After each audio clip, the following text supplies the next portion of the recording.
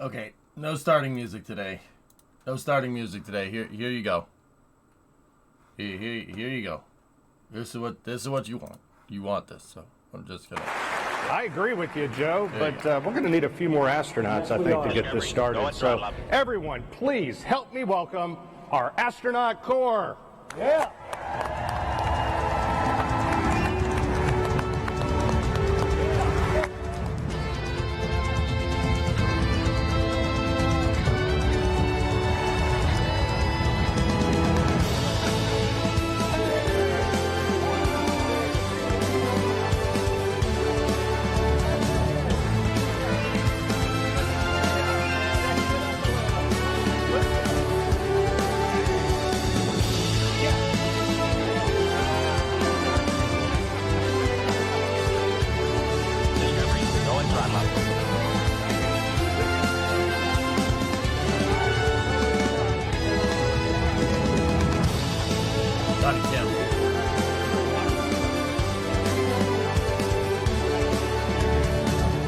Europeans on Artemis 2 RT. Did I miss anything? I don't know. Hit the rewind button and maybe you'll find out.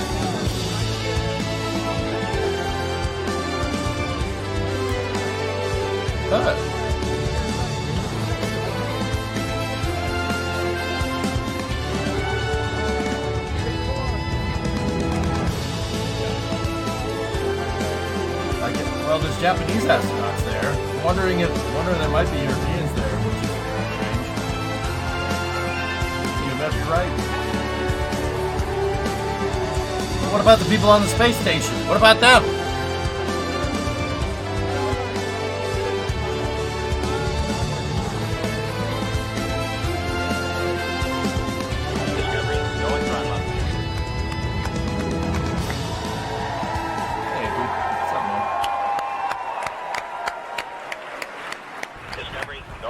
Look at that sea of blue. Let's give them another round of applause. Let's do it.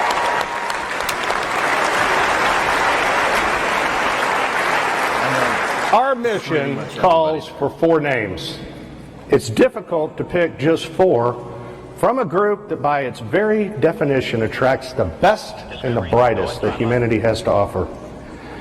The astronaut corps, our entire astronaut corps, will be the forerunners as humanity looks to find its place among the stars.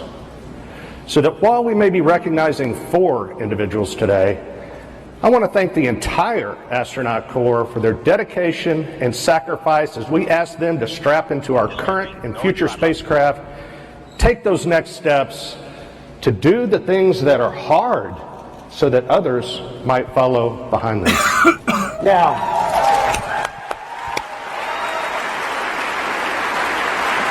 Now, some of you might be scanning the astronaut faces, trying to see who is missing and still hidden backstage. Well, know this: your Artemis 2 crew members are already here in the room with you.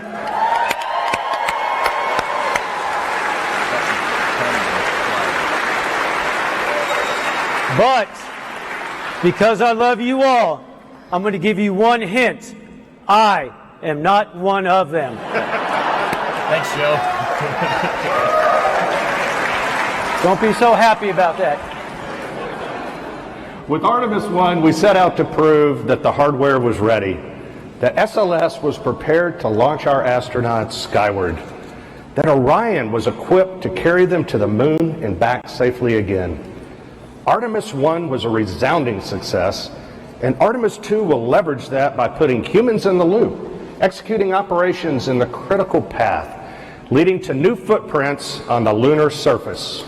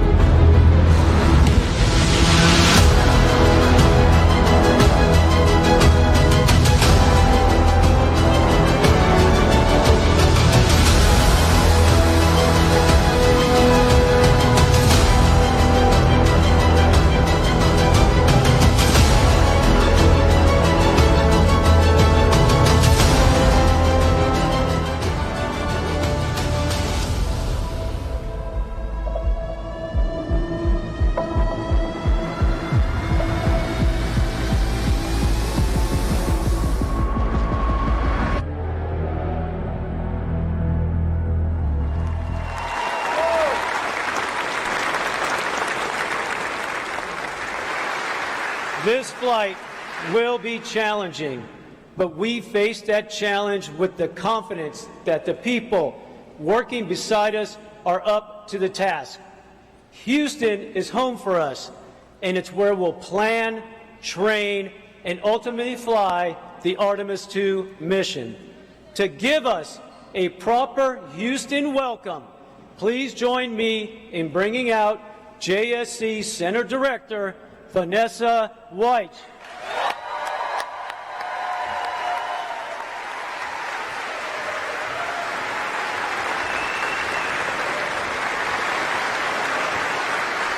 Thank you, Joe. Good morning. I'd like to welcome everyone here today to Ellington Field. NASA's Johnson Space Center is home of America's astronaut corps, mission operations, and foundational human spaceflight programs. This past December, we witnessed history as the Orion capsule journeyed on a 1.4 million-mile journey around the moon and back. And the excitement continues as we prepare for Artemis II for the first time with crew. We've made many giant leaps in the past 60 years, fulfilling President Kennedy's goal of landing a person on the moon. And today, we stand on the shoulders of giants as we reach farther into the stars and push forward to the moon once again and on to Mars. These individuals of Artemis II crew will be the first humans to fly to the vicinity of the moon in more than 50 years. Yes.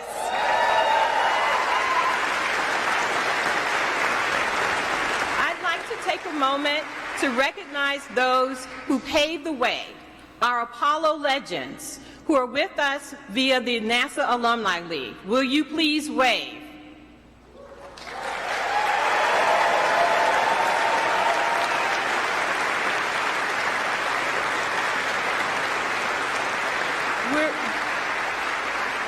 We are also honored to be joined by some special guests. Please help me welcome NASA leadership. Administrator Bill Nelson, Deputy Administrator Pam Melroy, Associate Administrator Bob Cabana, and many of our NASA leaders who are from headquarters and all across our agency. All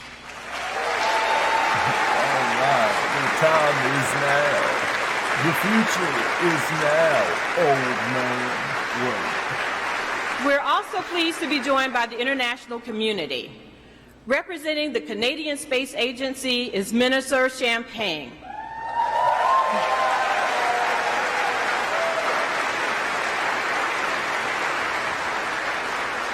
Through our international partnerships under Artemis, we're building a global alliance that explores deep space for the benefit of all.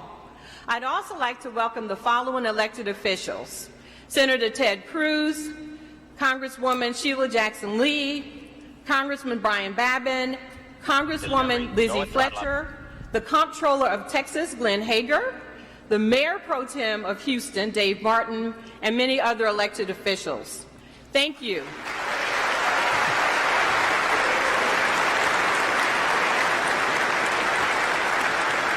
Hey, you guys know how someone will let you know that they don't like a politician? They'll let you know. That's how you can tell. I didn't say it right, but you get what I'm talking about.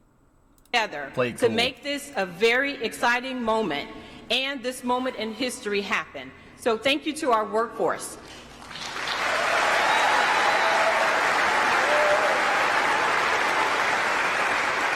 Joining us today are directors of our NASA centers. Will you please stand? So my colleagues.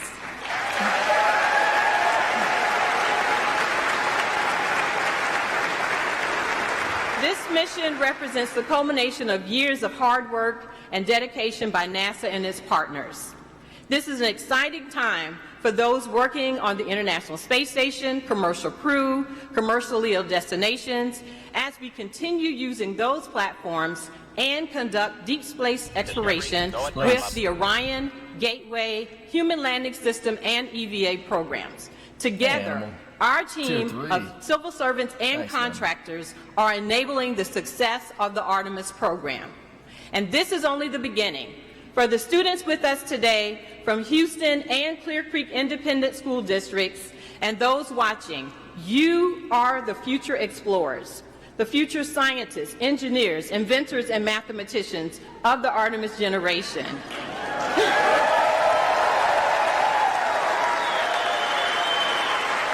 That tall kid, though, is Jonesing, man. Tall dude, Jonesing. Under Artemis, he's like, yeah, we I will am. explore the frontiers of space and push the boundaries of what's possible. You may walk on the moon or be one of the many explorers who venture onward to Mars. We're all looking forward to you being a part of our mission, and I can't wait for you and everyone to meet our Artemis II crew. Thank you.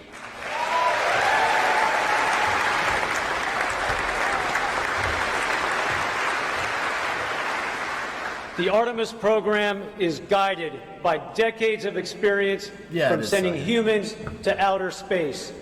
We're building new rockets, new spacecraft, new communication systems, and new ways to operate in deep space. But it isn't the technology that is changing. We've also learned that in order to go farther, we have to go together. Please join me in welcoming Minister Francois-Philippe Champagne. He's with us here from Canada, one of our steadfast partners in human spaceflight, ready to send one of their own to the moon. Minister. Thank you, Joe, and good morning, everyone. Bonjour, tout le monde. C'est un grand privilège d'être ici pour représenter le Canada. What an honor to be here today to represent Canada on this historic day. In his recent visit to Ottawa, President Biden said this: Canada and the U.S. can do big things because we do them together. And indeed,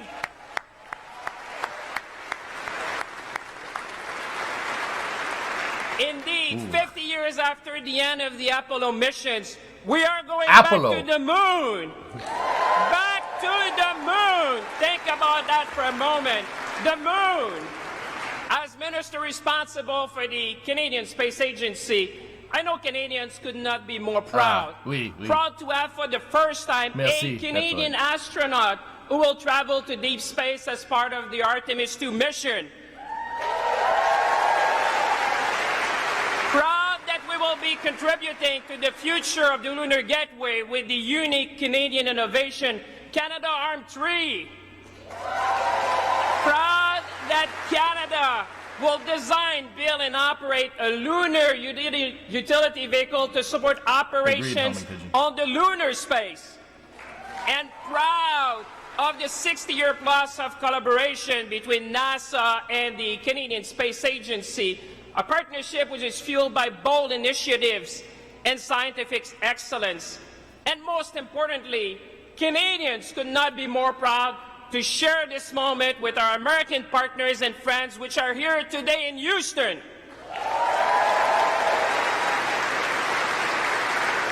Apollo! We would not be here today without the friendship and close partnership between our two nations. Because this is more than just about going back to the moon. This is about investing in the future. This is about possibilities. This is about seizing the opportunities of the space economy, from health to food security to climate change and much more. So as we embark together on this new space era, let's seize the moment. Let's be ambitious, and together let's inspire the young people watching us to reach for the stars and become the next generation of scientists, engineers, and explorers. Merci tout le monde. Thank you, everyone. Thank you, everyone. The translator did a lot of work. Hello, everyone. Thank you, everyone. He pumped me up. That was nice. That guy's pretty high. Next up is a group of people who need little introduction. Our agency leaders who know firsthand what it takes to fly in space. Please join me in welcoming NASA Administrator Bill Nelson, Deputy Administrator Pam Melroy, and Associate Administrator Bob Cabana.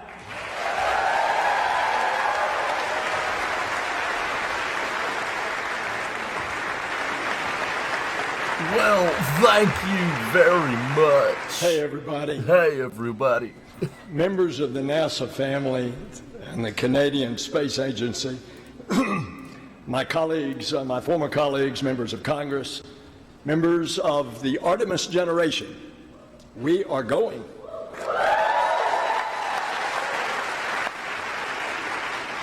Pam, Bob, and I operate as a team, as a crew. And we are here today to introduce you to the crew that will launch next year, 2024, to another celestial body. The largest, most powerful rocket in the world is going to propel them onward and upward into the heavens. And they fly to the moon. This is Artemis's Artemis II mission. It's a mission that is significant in many ways. It's a demonstration of our ability to push the boundaries of human achievement. It's a testament to the unwavering passion of the team that will make it possible. And it's a message to the world. We choose to go back to the moon and then on to Mars. Crap. And we're going to do it together.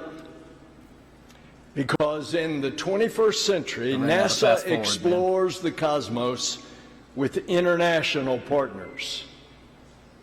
We will unlock new knowledge and understanding. Couldn't fix it, oh no. We've always dreamed about what more is ahead. Why? Because it's in our DNA. It's part of us. It's who we are as adventurers, as explorers, as frontiers people. And throughout history, humankind has gazed up at this celestial body, the moon, with wonder. And the space program propelled the moon to the forefront of culture and consciousness. It galvanized a historic effort that we are now the stewards of. The moon is a symbol of our can-do spirit.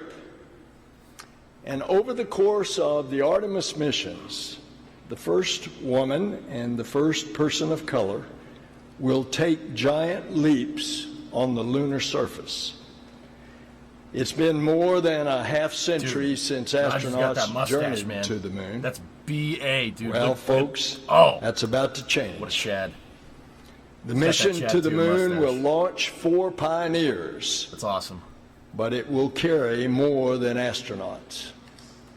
Artemis II will carry the hopes of millions of people around the world. It will carry the aspirations of the NASA family who glance up at the moon every night, knowing their efforts will return us to the moon. Johnny Kim's up at the front.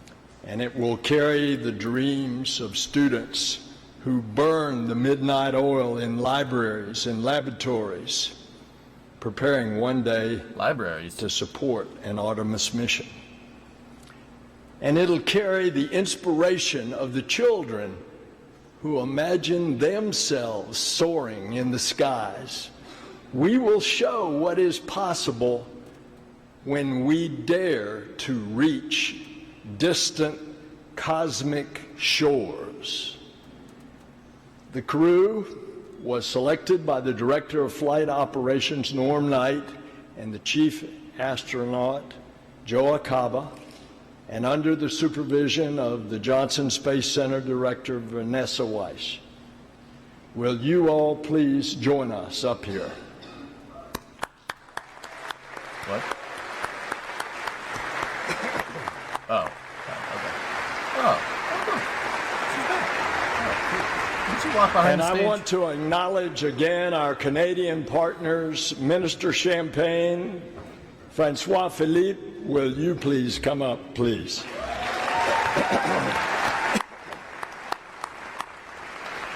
The name, though, it's so... The Artemis II crew represents thousands of people working tirelessly to bring us to the stars. That's awesome. This is their crew. This is our crew. This is humanity's crew.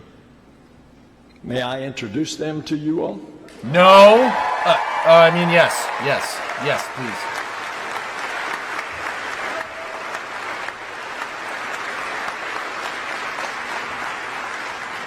All right, here we go. She's an engineer who got her start at Goddard and is no stranger to breaking records, logging the longest continuous space flight ever by a woman, your mission specialist, Christina Hammett-Koch. Nice.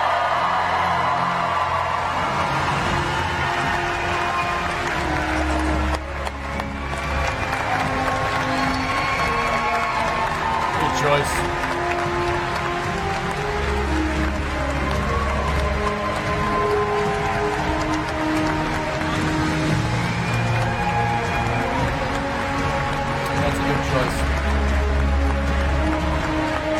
Christina Cook was up there for a long time. She opted for an extended duration mission on the ISS. She's doing a couple of EVAs. She's good. That's a good choice. He's a Master of Science in Physics, an F-18 pilot, and a Canadian astronaut. Your mission specialist, Jeremy Hansen. Yep.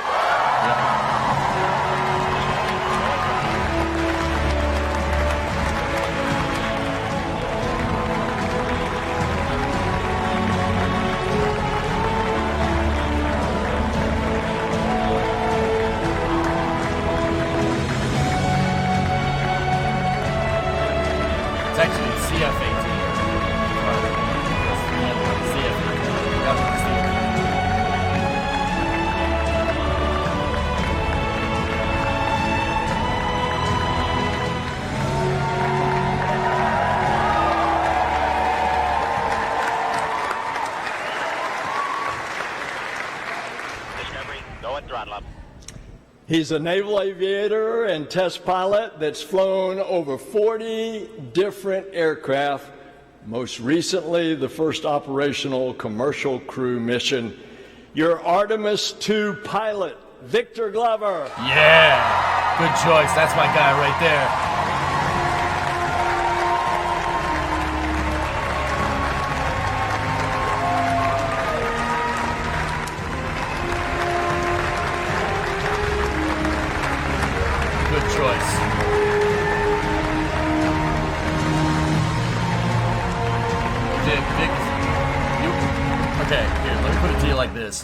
You want to feel insignificant? Read his resume.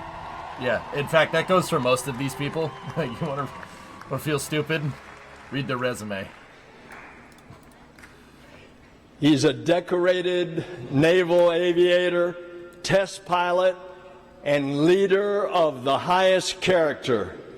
Your Artemis II commander, Reed Wiseman. He's also a naval aviator. He was chief of the astronaut office. Nice.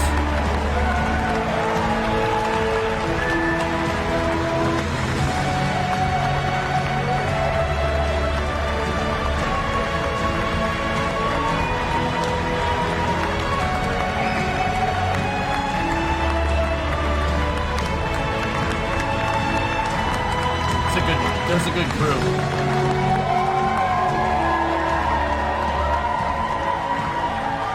It's a good crew. Ladies and gentlemen, your Artemis II crew.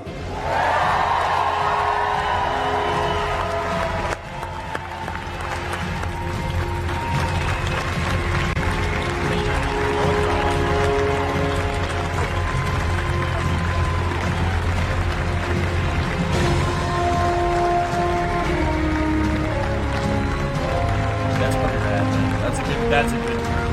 Good crew. Good choice. Let's take a picture. Hey, everybody, get over here. I would take a selfie, but I know I have a flip phone.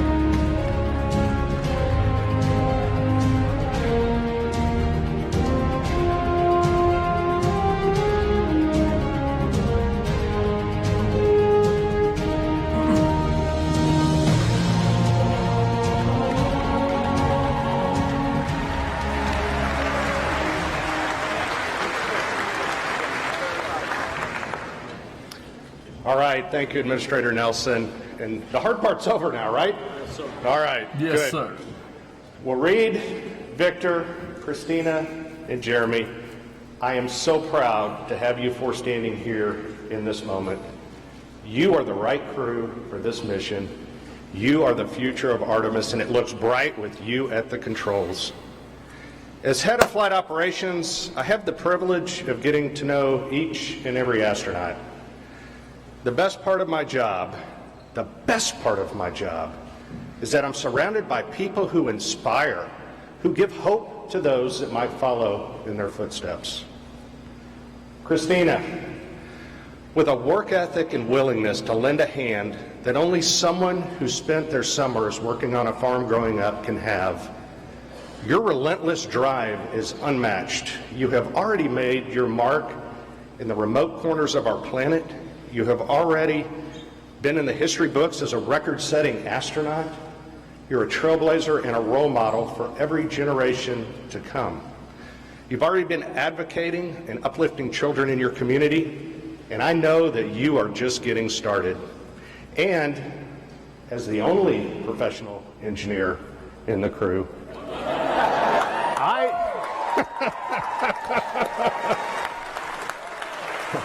I know who Mission Control will be calling on when it's time to fix something on board.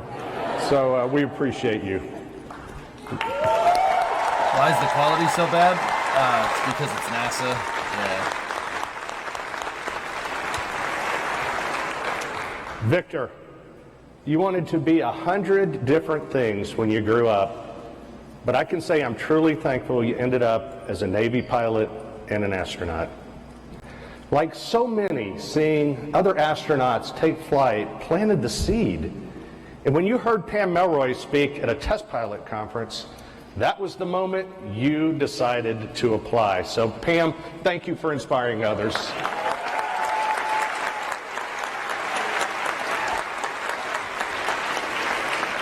Victor, you were the first person in your family to graduate from college. And you always talk about how much of the love and support of those around you made your dreams possible.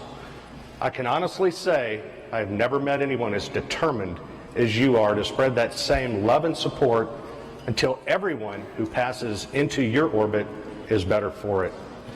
You overcame every obstacle that came your way. Every obstacle. And then you dedicated your life to crushing those obstacles so that future generations can dream in a space unbounded. So thanks, Victor. Thanks, boss. That's what he said. Thanks, boss.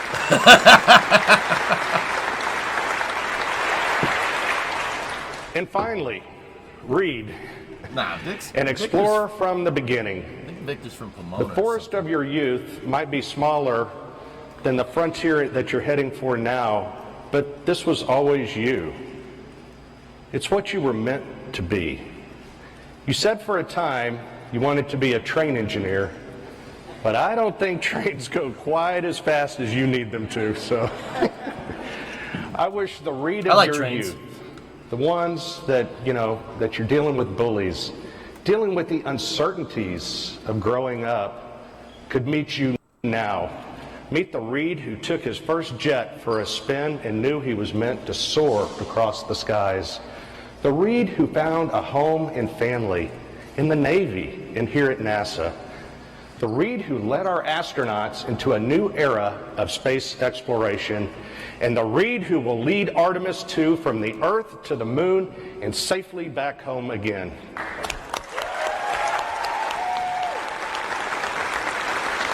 Reed's cool.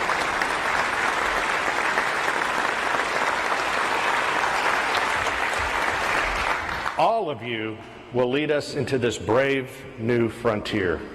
You are the Artemis generation. We are the Artemis generation. Okay.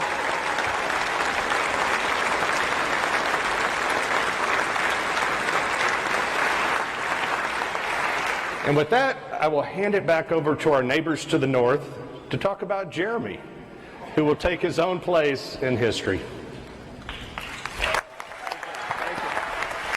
This guy's the hype man.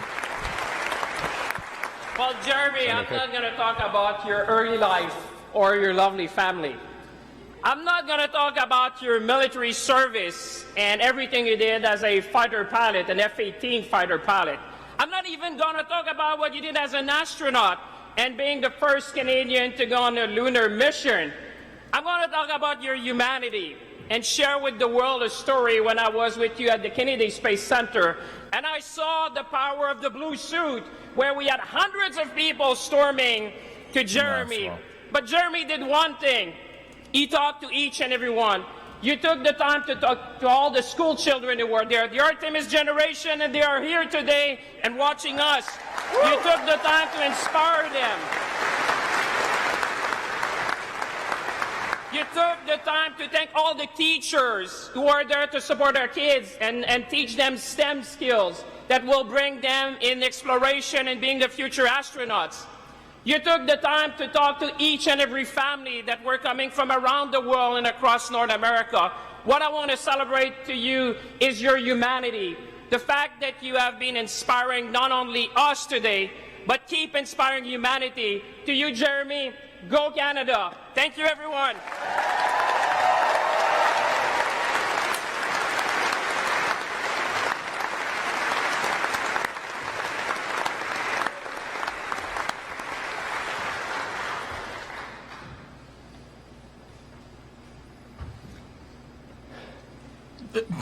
So here we have it. Reed, Victor, Christina, and Jeremy. Each of these adventurers has their own story, but together they represent our creed, e pluribus unum, out of many, one. This is the power of space. This is the power of our space program. It unites people. It brings them together. It brings parties together to explore, to discover, to dream. Together we will usher in a new era of exploration for a new generation of star sailors and dreamers, the Artemis generation. Together we are going to the moon, to Mars, and beyond. Everyone has a purpose in their home. All right. Let's give a big hand to our leadership.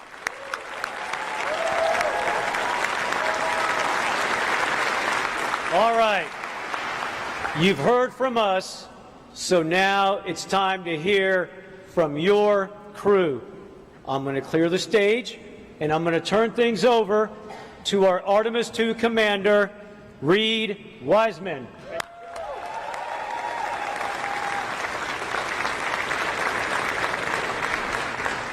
All right, so I got to ask the school kids, is it hot in here today? Woo! All right, and I don't think that in my 14 years at NASA, we've had this many astronauts in one place at one time. I'm losing my voice. We're having so much fun backstage. It is great to see this diverse international group. Awesome to be here with you guys.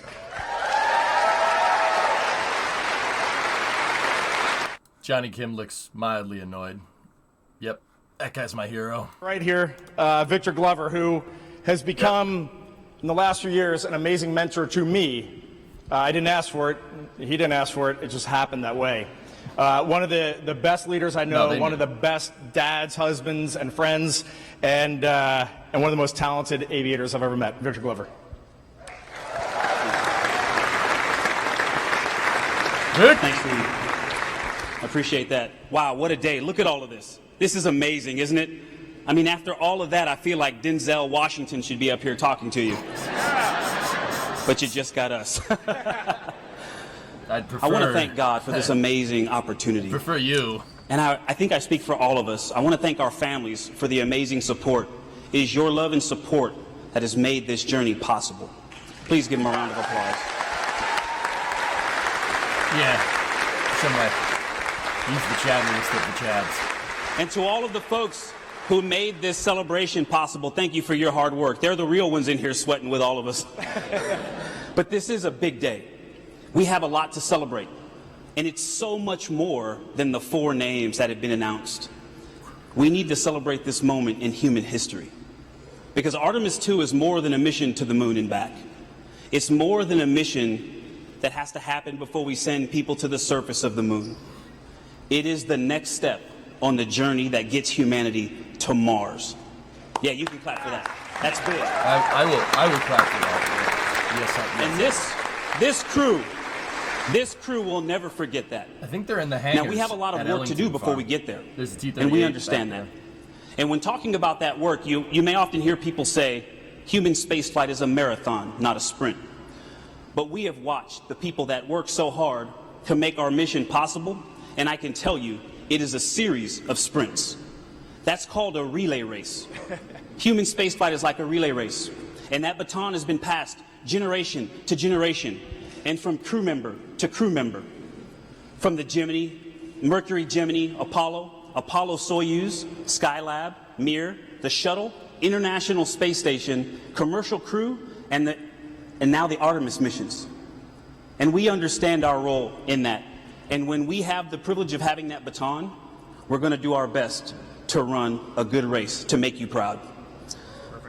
I pray that God will bless this mission. Perfect. But I also pray that we can continue to serve as a source of inspiration for cooperation and peace, not just between nations, but in our own nation. Thank you, and God bless us all. Good man.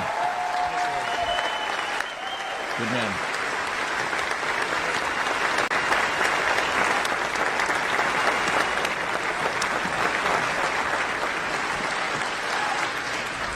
Yeah, thanks, Victor. Awesome words. For sure. What I wanted to highlight for all of you today is, big picture. When I step back, there are 2 reasons why a Canadian is going to the moon. That makes me smile when I say that. The first one is American leadership. It is not lost on any of us that the United States could choose to go back to the moon by themselves. But America has made a very deliberate choice over decades to curate a global team. And that, in my definition, is true leadership.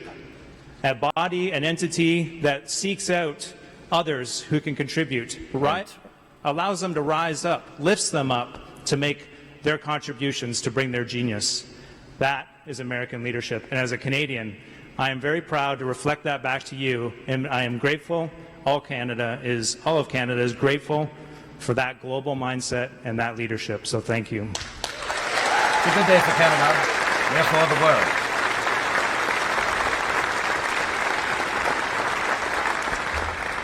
The second reason is Canada's can-do attitude. For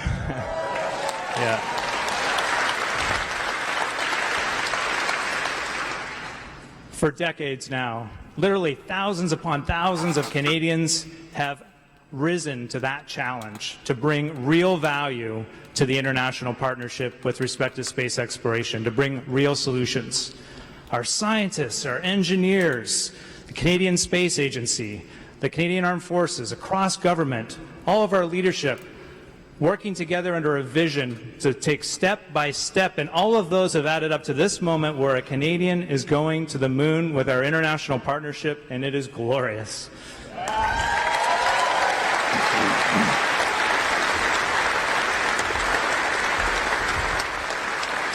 So at the end of it all, I am left in awe of being reminded what strong leadership, setting big goals with a passion to collaborate and a can-do attitude can achieve. And we are going to the moon together. Let's go. Let's go. Oh yeah, bud. We're going. We're gonna go wild. We're gonna punch that gray moon right in the face. Thank you, Victor. Thank you, Jeremy. Thank you, Reed. It is an honor to be here.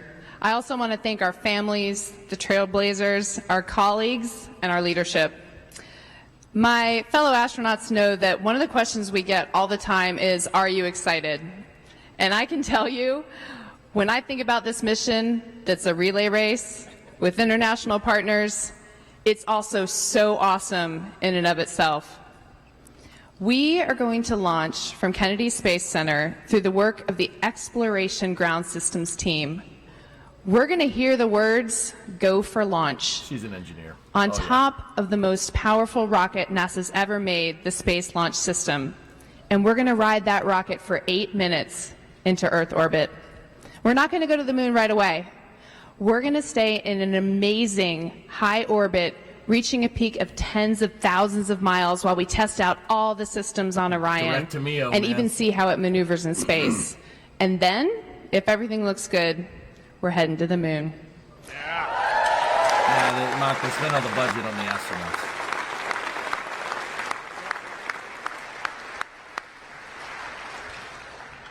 It will be a 4-day journey, going 250,000 miles, continuing to test out every bit of Orion, going around the far side of the moon, heading home, going through the Earth's atmosphere at over 25,000 miles per hour, and splashing down in the Pacific. So, am I excited? Absolutely. Yeah.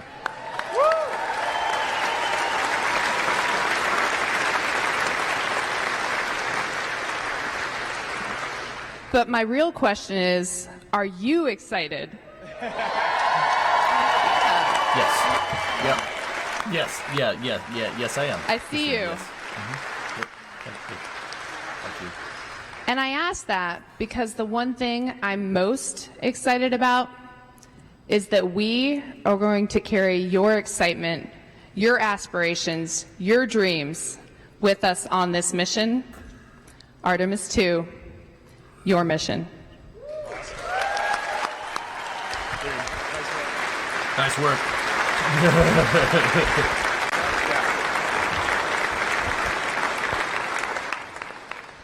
I think I'm in pretty good hands. Victor, Jeremy, Christina, thank you guys for those words. Absolutely awesome. We're just going to close. The crew would not close without just saying thank you. That is thank you to the NASA workforce. Thank you to our industry partners. Thank you to the Canadian Space Agency, everyone in Europe that's working for this. We got people in Airbus working our European service module. This is a global effort, Artemis 2, and it's only going to get larger with Artemis 3 and beyond as we get private spaceflight involved. SpaceX is building our lander for Artemis 3.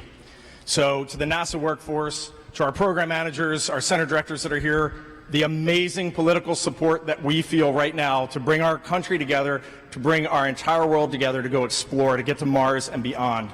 We say a huge thank you. To the astronauts that are over here, a huge thank you. You are our friends, you are our families, you're our colleagues, and I do want to highlight right now there are 7 folks on the International Space Station. Where's Joel? On Joel's International Space Station, orbiting our planet right now, 3 cosmonauts, 3 Americans, and an Emirati from the United Arab Emirates.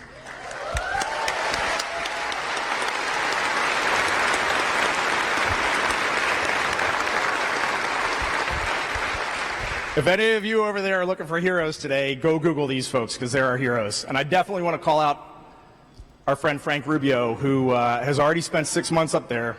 And Frank is going to spend another 6 months due to an issue with his spacecraft. So he'll be up in space for over an entire year. All right, that man is a hero. Frank, for sure.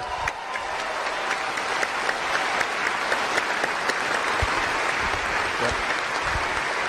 And then Frank Rubio leads me to Deb Rubio, his wife, and his 4 kids. That family, those are heroes. They are putting it out there, and they are getting the job done, and it is amazing. And she still gives us eggs fresh from her chickens at her farm whenever we go over there. I mean, it's totally awesome. The Rubio family is an amazing family. And that brings the 4 of us to our families who are in the audience with us. This is going to be a relay race unlike any you've ever run, and we are so happy to have you with us. Thank you.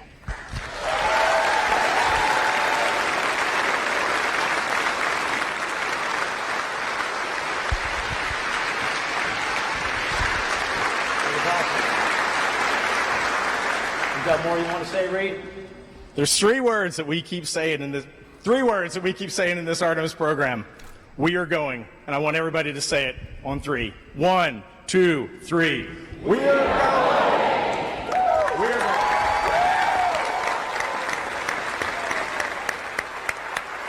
That was awesome. I got to say, you guys choked me up a little bit, so I appreciate that. I want to thank you all for sharing in this moment today. Thank you to all of our speakers and esteemed guests, and thanks to our crew, Reed, Victor, Christina, and Jeremy, as they get ready to embark on this journey. I'll ask all of my fellow astronauts to join us back up here. Come on up, everyone.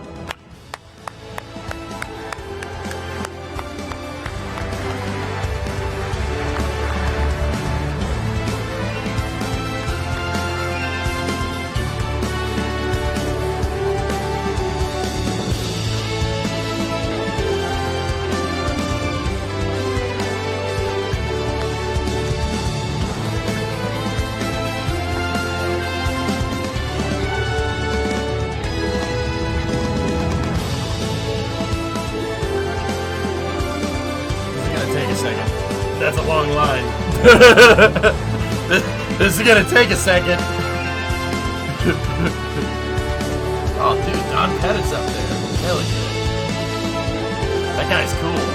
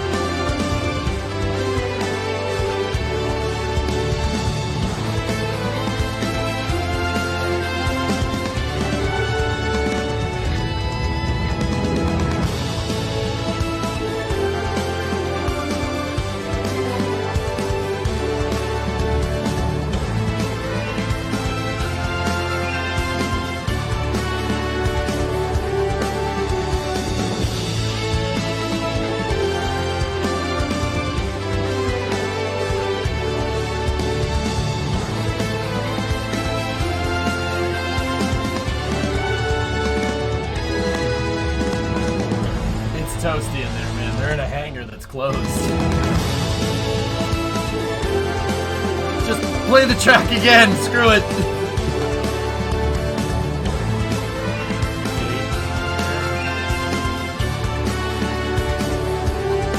I don't know everyone's name up there, but I know like the vast majority of people on that stage. Like I know their name, but only met a couple of them.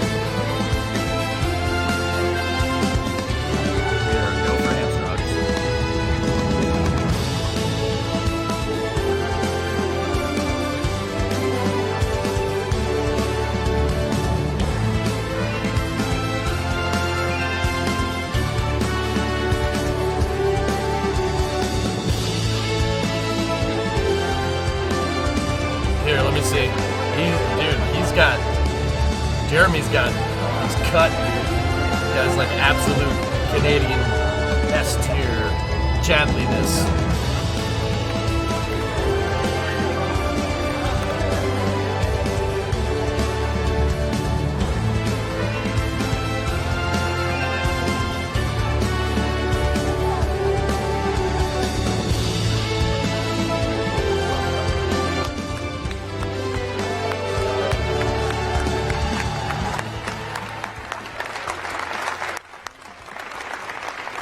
There we go. I love this office, and as you can see, we love each other. We need a picture. David St. Jacques right there. Shannon's up there. Hey, all right. Awesome. Hands up there. One of our colleagues in space right now, Steve Bowen, likes to say human spaceflight is the ultimate team sport. When these four fly around the moon, they won't be doing it alone. They're part of a team of astronauts, engineers, scientists, trainers, a team of support working around our country and around the globe, ready day and night. So we'll cheer them on. We will help them carry the incredible weight, and it's a heavy one, now laid on their shoulders, because we go together for all humanity. Thank you.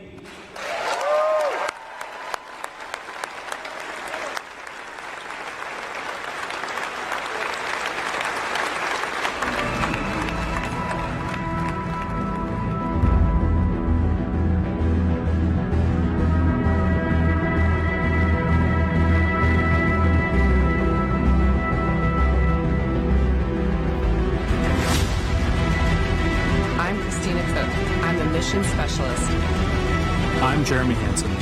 I'm a mission specialist. I'm Victor Glover. I'm the pilot. I'm Reed Wiseman. I'm the commander for the Artemis 2 mission to the moon. To the moon. To the moon. To the moon. Dude, I had a feeling that B-roll footage of them was actually them.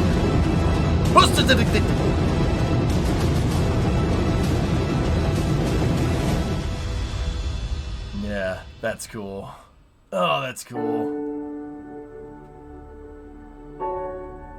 Alright, let's get rid of that for a moment.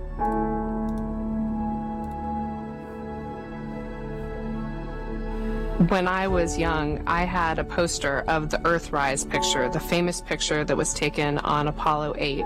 And the fact that it was a human behind the lens that made that picture so profound and changed how we all thought of our own home was so amazing to me. The moon is not just a symbol of thinking about our place in the universe. It's not just a symbol of exploration. It's actually a beacon for science. It's a beacon for understanding where we came from. You know, pushing ourselves to explore is just core to who we are. That's a part of being a human. That's our nature. We go out there and we explore to learn about where we are, why we are, understanding the big questions about our place in the universe. The exploration we're doing is the first few steps on the path of getting humans to Mars. The Artemis campaign of missions have set such an ambitious goal for humanity that it's inspiring contributions from around the globe. Not just one nation is inspired and moved by this, but nations from around the globe are coming together. When I look at the Artemis 2 crew with Victor, Christina, and Jeremy, they want to go do this mission. They are keenly driven. They are humble to a fault. It is so cool to be around them. Artemis 2 is a huge mission, but I hope we will look back and realize that this was one tiny step in humans on Mars and a sustained presence on our moon. Artemis 2 will be NASA's first crewed flight test of the Space Launch System rocket and Orion spacecraft. I'll tell you in a second, To verify today's capabilities for humans to explore deep space and pave the way for NASA's long-term human and scientific presence on the lunar surface. we are ready. We are going to the moon. For all humanity, we are Artemis. Dude, the pan, the tilt, the head, that's sick. I love it. 50 years Would ago, you like we to know pioneered more? a path to the moon. The trail we blazed, cut through the fictions of science, and showed us all what was possible. It's very pretty out here. Today, our calling to explore is even greater. To go farther, we must be able to sustain missions of greater distance and duration. We must use the resources we find at our destinations. We must overcome radiation, isolation, gravity, and extreme environments like never before. These are the challenges we face to push the bounds of humanity. We're going to the moon to stay by 2024, and this is how. This all starts with the ability to get larger, heavier payloads off-planet and beyond Earth's gravity. For this, we designed an entirely new rocket. The Space Launch System. SLS will be the most powerful rocket ever developed. And with components in production and more in testing, this system is capable of being the catalyst for deep space missions. We need a capsule that can support humans from launch through deep space and return safely back to Earth. For this, we've built Orion. This is NASA's next-generation human space capsule. Using data from lunar orbiters that continue to reveal the moon's hazards and resources. We're currently developing an entirely new approach to landing and operating on the moon. Using our commercial partners to deliver science instruments and robotics to the surface, we are paving the way for human missions in 2024. Our charge is to go quickly and to stay, to press our collective efforts forward with a fervor that will see us return to the moon in a manner that is wholly different than 50 years ago. We want lunar landers that are reusable. That can land anywhere on the lunar surface. The simplest way to do so is to give them a platform in orbit around the moon from which to transition. An orbiting platform to host deep space experiments and be a waypoint for human capsules. We call this lunar outpost Gateway. The beauty of the Gateway is that it can be moved between orbits It will balance between the Earth and Moon's gravity. in a position that is ideal for launching even deeper space missions. In 2009, we learned that the moon contains millions of tons of water ice. This ice can be extracted and purified for water. It can be separated in oxygen for breathing or hydrogen for rocket fuel. And you can play hockey. Suited to prepare us Right? and propel us to Mars. That's why we're and bringing beyond. a Canadian, right? This is what we're building. This is what we're training for. Unipolar This hockey, we can let's go. replicate throughout the Let's solar go, system. bud. This is the next chapter of human space exploration. Humans are the most fragile element of this entire endeavor, and yet we go for humanity. We go to the moon and on to Mars to seek knowledge and understanding and to share it with all. We There's go Jimmy. knowing our efforts will create opportunities that cannot be foreseen. We go because we are destined to explore and see it with our own eyes. We turn towards the moon now, not as a conclusion, but as preparation, as a checkpoint toward all that lies beyond. Our greatest adventures remain ahead of us. We are Prototype going. transfer vehicle. We're going. We are going. Oh yeah, baby. All right. We are going. We're going. They have the 3 crew planned already, Sim. Absolutely. That's good, man. That's a good crew. Good crew. Yeah. I always like to mention this, and I did mention it a little bit before, but if you want to feel real insignificant, go and read these people's resumes. Go and read their resume, and you'll be like, why am I sitting in front of a computer all sentences? Damn it. No, that's a good crew. Is there a backup crew? I'm not sure if they're gonna announce it here. I don't think they're gonna announce it here. But yeah, that was good, man. That was good. You wish Vic was on 3? Hey, don't. Well, here's the thing, Hibbit. They're Jim Lovell flew on 13 after Apollo 8. So, I mean, Bill Anders was about done with that after 8. He's like, yeah, I don't need it. No, I'm good. You know? Yeah, that's right, Zizef. That's right. Yeah. I hope Jessica Watkins gets to go on 3. Yeah. Yeah, I mean, the 3 crew is going to need to be pretty damn experienced, guys. I wouldn't be surprised if they put, like, they're doing what they do with commercial crew right now. So they always try to have some of the astronauts that flew on the shuttle on these missions. So, like, Stephen Bowen's up there. Stephen Bowen flew back-to-back shuttle missions. I think it was 131 and 132 or something like that. I always forget. That guy's from Cohasset, man. He grew up not far from where I live, which is pretty cool. Mass holes in space. We're everywhere. You can't get rid of us. I like, dude.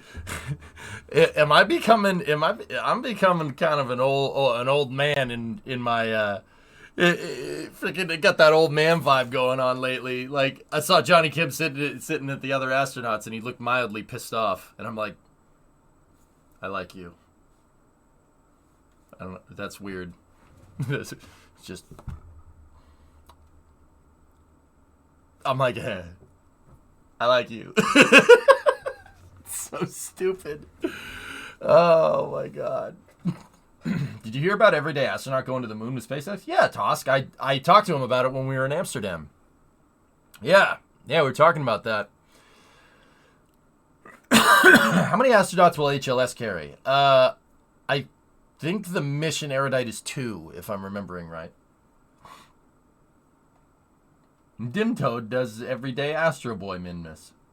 What's the probability they survive? Well, that brings me to, a couple of folks asked about what type of mission they're going to do. I saw some people even say, why would they go right to the moon with Orion? Well, okay, so, fellas, let me explain a little bit about what's going on here. So, Artemis 2 is going to do a direct medium Earth orbit insertion. Okay, so why direct to MEO and why would you do that? Well, during the Apollo mission, they ran Apollo 7, Apollo 8, and Apollo 9. Okay, Apollo 7 was testing the CSM. That was testing the crew capsule in low Earth orbit, which is not a bad idea. I kind of do agree with doing that, but whatever. I mean, we should have sent it on Ares 1. I just want Ares 1 to exist. Just don't mind that. So then you have Apollo 8, which is the the free return. No, they went to the moon and they orbited around the moon. That's what it is.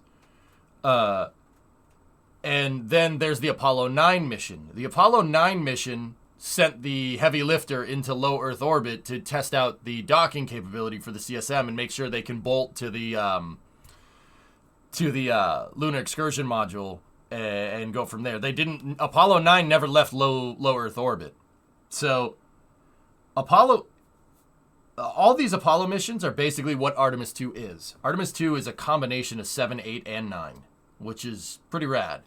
It's more like a combination of 7 and 8. Less like 9 because there's no lander. That's what SpaceX is going to handle that part. SpaceX is going to handle the Apollo 9 mission and Apollo 5 mission if we really want to be technical. So yeah, it's more a combination of 7 and 8 here. They're going to go direct into medium Earth orbit and they're going to test the capsule in MEO, which is a high insertion orbit. That's kind of the reason why they need SLS. And they're gonna keep the capsule out there until they go out to the moon. That's actually a pretty complicated mission to do. That's pretty hardcore. Yeah, that's a pretty tough mission. So why are we letting private industry design their own spacecraft? I know private industry designed stuff before for every NASA program. Will they come back to Earth? Yeah, after a free return trajectory from the moon, BB, yeah, they'll be back. It's not as crazy of a mission as you think. Like, we're not going for all in one shot. We're not going for the lander all in one shot, but we're going to get close. I mean, that's what 3 is for. 3 is the landing mission.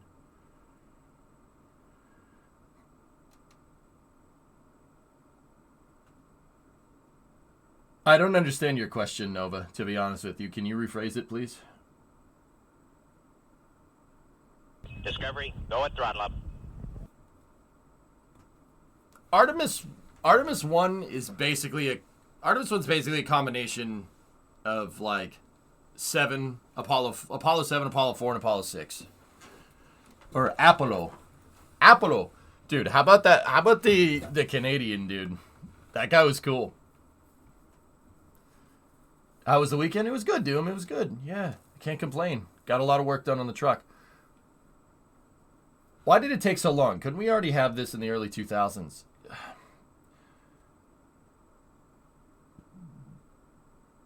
The reasons why we haven't gone back to the moon, and Cooley, I frankly don't blame people for being skeptical about this at all. Like, to people that don't, know much about space, it seems kind of sus that we haven't been back in 50 years. I can totally see that. The honest reason is that what's on the screen right there. Unfortunately, the shuttle really doesn't get you very far. What the shuttle was designed to do was build stuff in low Earth orbit that could go back out to the moon. It's a program that basically we never did. Yeah. We should have, and we could have, and we were close to doing it, but then Challenger happened, and that kind of screwed everything up. It kind of confined us to low Earth orbit for the next 20 years after it happened, which really sucks, but it is what it is. If I recall correctly, the shuttle was, as far as I know, the shuttle was not economical. The shuttle could have been. It's a good design. I will say this till the end of time. It's a good design. It really is. It's a good piece of equipment. It's just,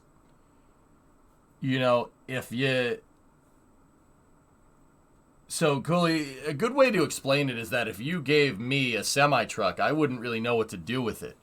Does that mean the semi-truck's a piece of junk? No.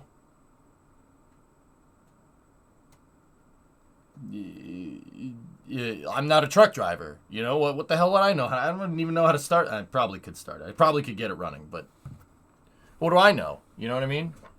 The shuttle's a good idea. It's a great idea. And frankly, I think it's an amazing design. It really doesn't get better than that. Like, you'll see it when Starship kind of finds its own.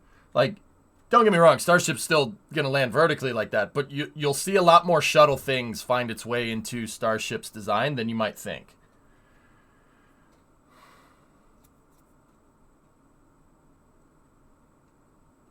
When you could we have an Apollo Legacy stream showing the best of each mission with your thoughts? That was the challenge from 2 weeks ago.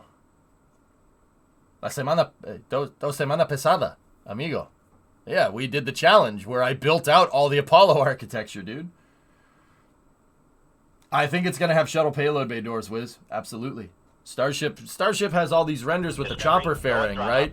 But they slowly rolled that back. Because that chopper fairing doesn't make any sense for rapid reintegration. Because how are you going to put payload in it when the thing gets in the way, right? My hands are still dirty from all the work I did yesterday.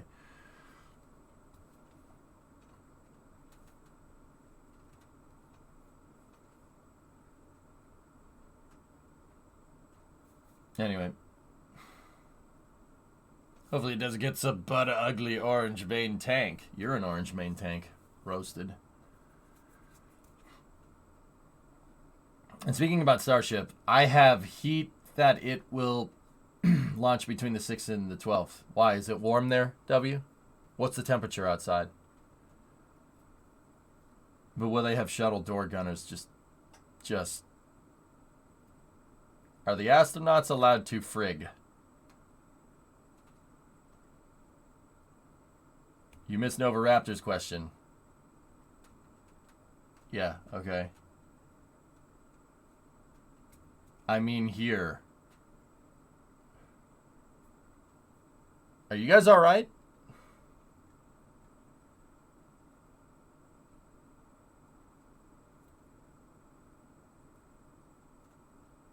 Will they unbelt and leave their seats? Yeah, of course, Griffin. No one's going to stay strapped in the capsule with your seatbelt on for frickin' like 4 days straight.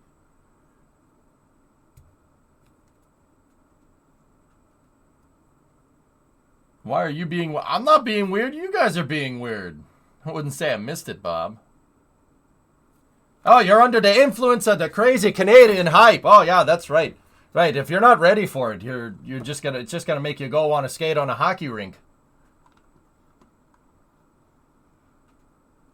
Off-topic question. So let me scroll up. How long should changing out front wishbones take? Depends on how crusty the thing is, Nikita.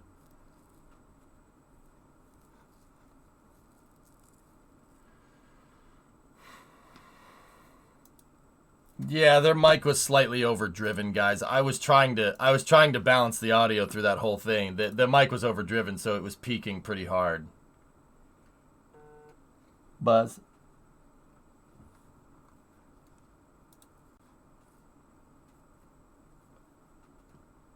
Repost from Nova Raptor. I'm just asking, why isn't NASA building and designing their own lander? Thank you, Squish. Guys, for what it's worth, I'll just announce it again. I'm not doing CLAST anymore, so just wait a couple minutes and type it again.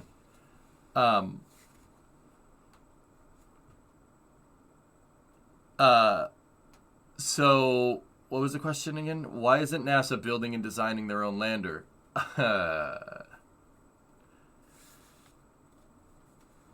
Well,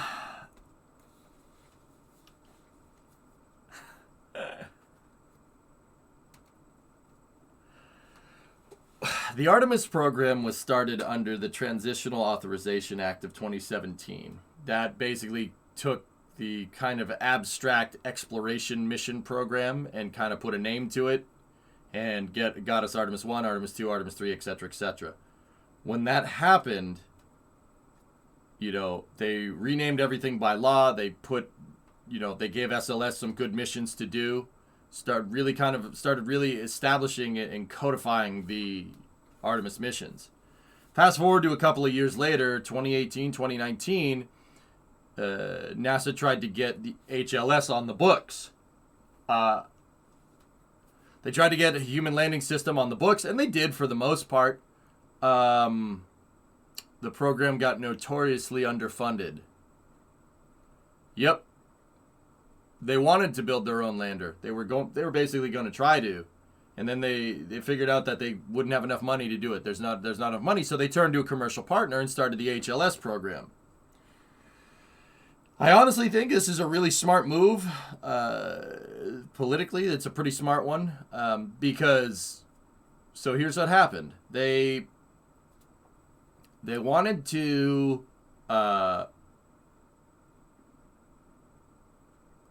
They wanted to get money for a lander, so they asked Congress for a good amount of money. Congress said no. The lunar lander's not in the budget. A lunar lander's not in the budget at all. Here. I think they asked for like, Discovery, go at I don't know, $2 billion or something for the lander program, which is not a lot for a lander program, guys. Like, I know $1 billion is a lot for you and me, absolutely. And they ended up getting like $200 million or something. So... basically what NASA did was force Congress's hand. They forced their hand. So they forced their hand by going with the lowest bidder. NASA amended the HLS rules after they realized they weren't going to get enough money. They amended the rules to it. So what did they amend? They basically made it... They basically said that you could fund match what NASA funding is, and you could privately fund the lander project to lower your bid. Because they didn't have enough money to do it, because Congress shortchanged them. Go figure. Congress shortchanged them in 2019, I think.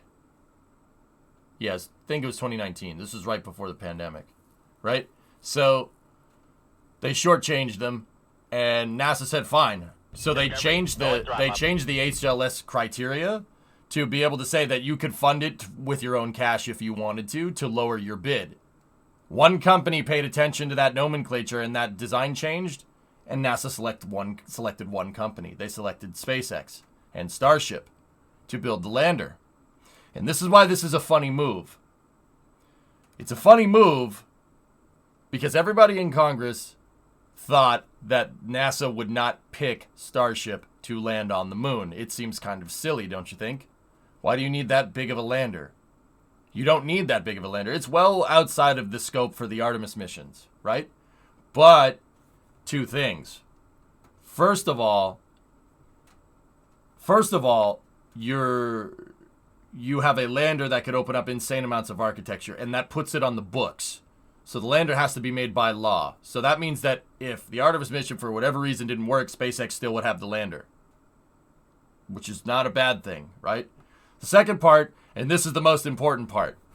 There were 3 bidders for HLS, Nova. There is the national team, which was Blue Origin, Northrop Grumman, Lockheed Martin, and Dynetics, a Leidos company. Oh, wait, no. Dynetics was the second lifter. There was Draper was the 4th contractor on the on the national team. And then there was Dynetics, a Leidos company. They want to let you know that they're a Leidos company by literally naming the company Dynetics, a Leidos company. That's the name of it. Yeah. So, I don't know if you know who Leidos is. They're a Leidos company. Anyway, Dynetics had their saddlebag lander, which still was a pretty good idea. And then SpaceX bid Starship. Everyone thought they were going to choose the national team. But the thing is everybody in Congress thought they were going to choose the national team. Even I thought they were going to choose the national team. The thing about that is that the national team, they couldn't afford the national team. They couldn't afford it.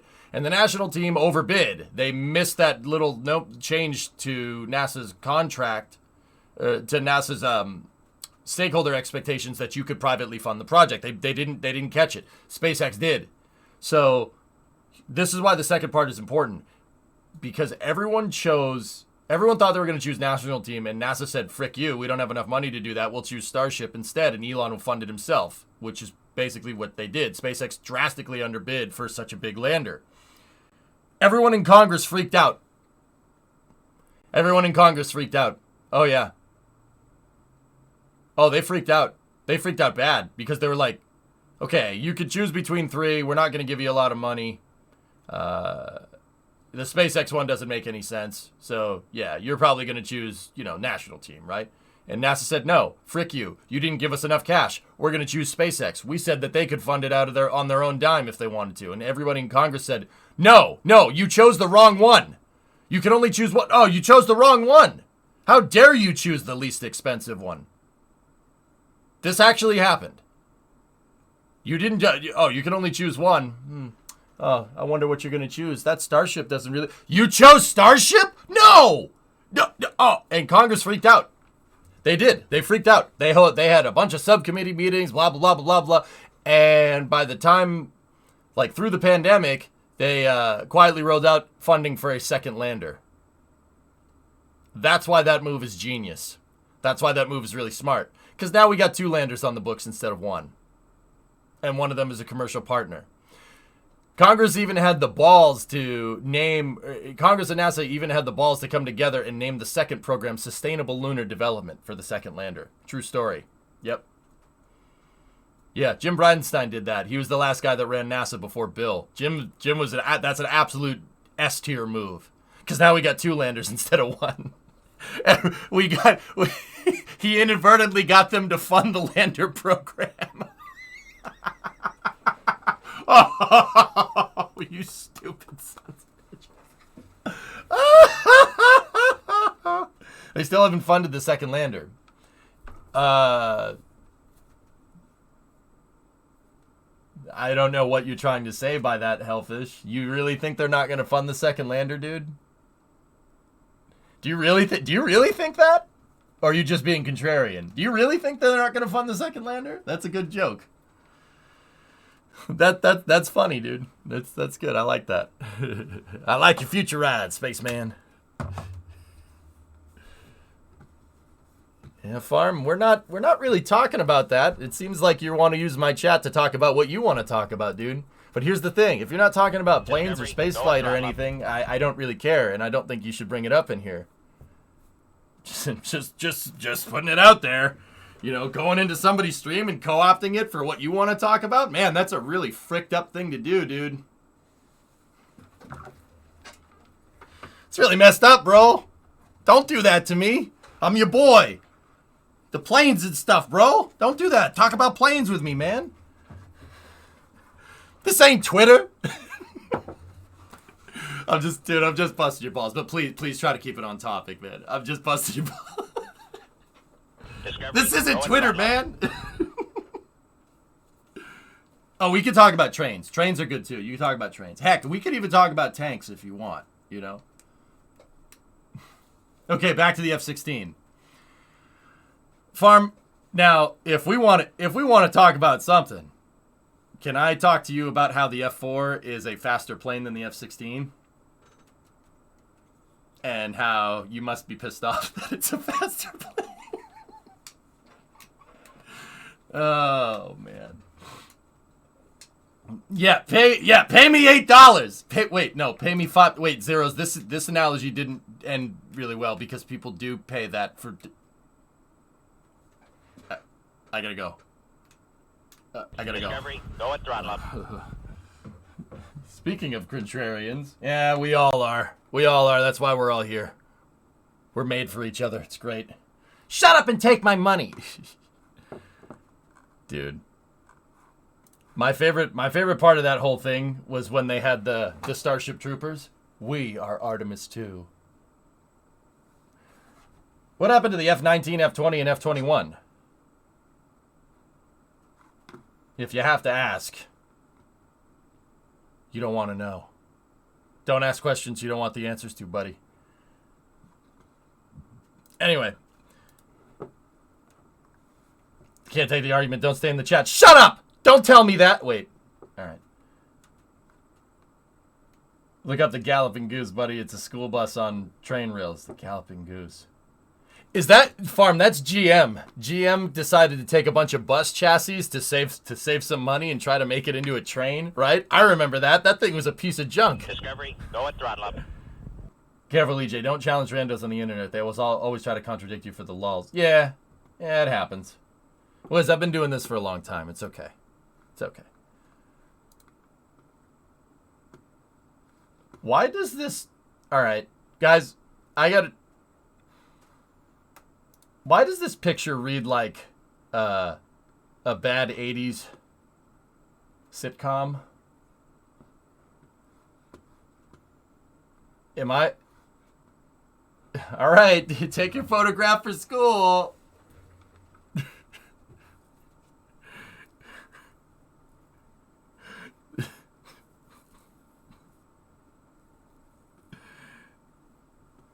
It's the Queen album color. Galileo, Galileo, Galileo, Galileo, Galileo, Figaro.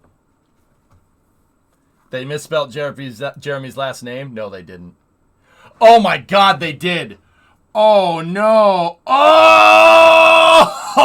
Abandoned ship! Abandoned ship! Women in logs first!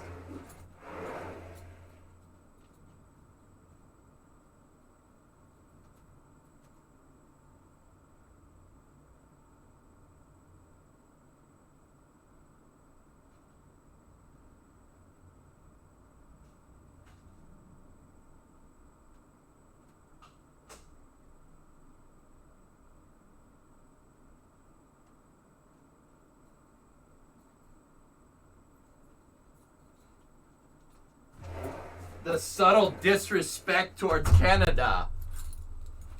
Oh, that's bad. That's bad. Proofread your tweets, guys. Just to be sure. Just proofread your tweets. Zay, look. Look. Oh! Stop it! Oh, it's Hanson in American. Yeah.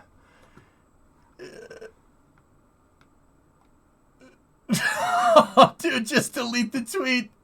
Just delete it and post it again, Ness. Oh my God. Oh my God. Oh, Jeremy Handsome. Dude, look at that cut. Dude, look at that cleft. He's cut. Cut, man. You could cut diamonds on that thing, man. What a Chad. Right, Elon, for the edit button. Dude, it's chiseled. That is chiseled, man. It's very nice. Very nice. It's a government agency. They aren't allowed to delete it. Oh, yeah, that's right. Yeah, that's right. Oh, boy. Wow. Oh. Well, that got real. That got real quick.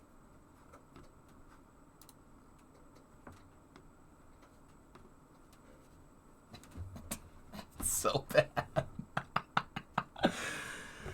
Oh, boy.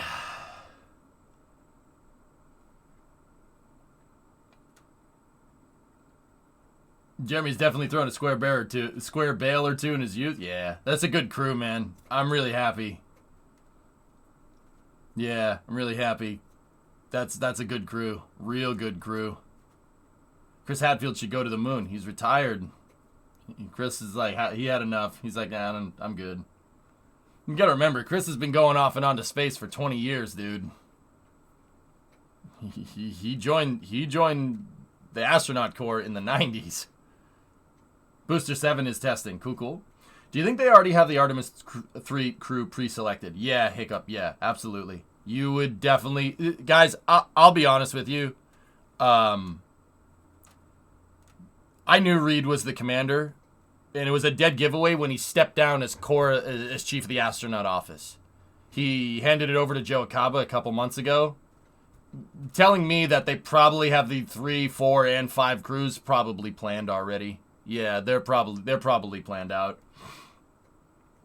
This launch should be happening at the end of next year, Pricey. So the end of 2024 for this mission. It takes a long time to do this, guys. It takes a long time, but we are on the right path. It takes a long time to go to the moon. That's not easy to do. Apollo made it look easy, and Apollo made it look easy because they had a blank check. We don't have a blank check this time, but we do have the institutional knowledge, which is very, very, very important. Do you think they will stick to the current deadline? Yes. Yeah, Wiz, dude, we are... Yeah, I think SLS, I'll be honest with you guys, NASA is reviewing the data from the Artemis 1 mission, but seriously, it seriously could not have gone better. Artemis 1 went like 99.9% right. That is insanely good. So honestly, depending on how that test flight went, that would really make a difference if they were or weren't going to make it. And because that mission went so well, you're good, man. I mean, when you're testing the way that NASA tests, and this is how the vast majority of the aerospace industry works. I mean, there are some people that do iterative design, which is where that's the Kerbal way, where you put it out on the pad, see if it works, and if it blows up, figure out why it blew up, and then go again. You do learn the most from doing that. You don't learn the most. You learn quicker doing that, but it's also the most expensive. So, the way that NASA does things really depends on how good their successive tests are. Every mission is a new test. And every mission will be a new test until Artemis 4, Artemis 5 when we start getting routine launches, which is great. That's a good thing. We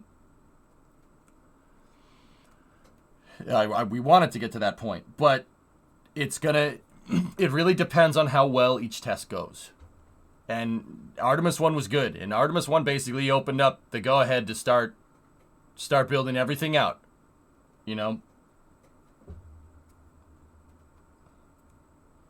20 months from Zay, NASA picking the most baller crew being like...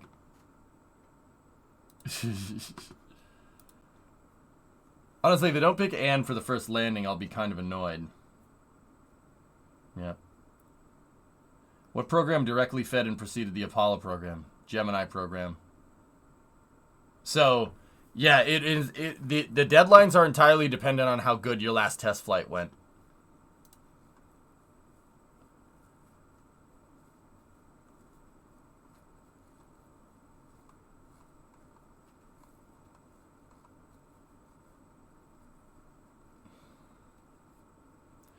Who's my A3 crew?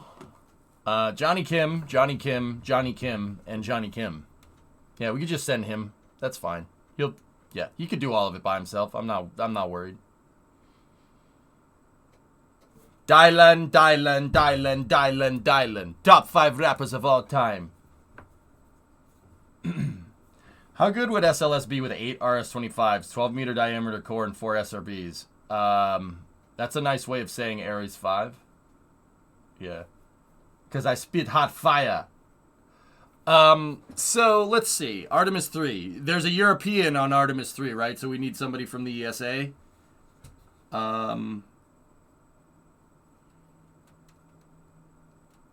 They said there was going to be an ESA astronaut on there. So, let's see. I want Johnny Kim.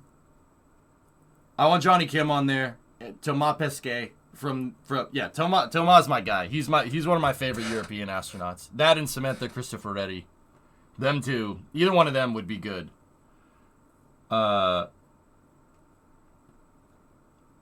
Discovery, go at throttle up.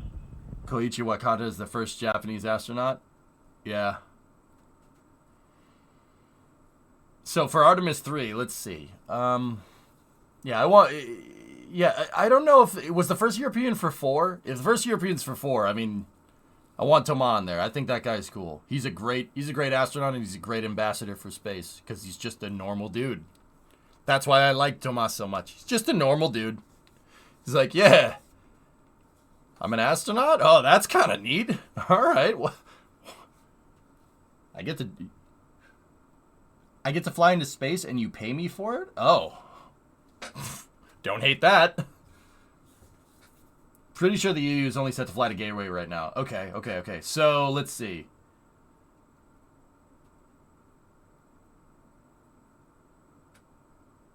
Alright, so we need so for Artemis 3 you need an American and Canadian crew.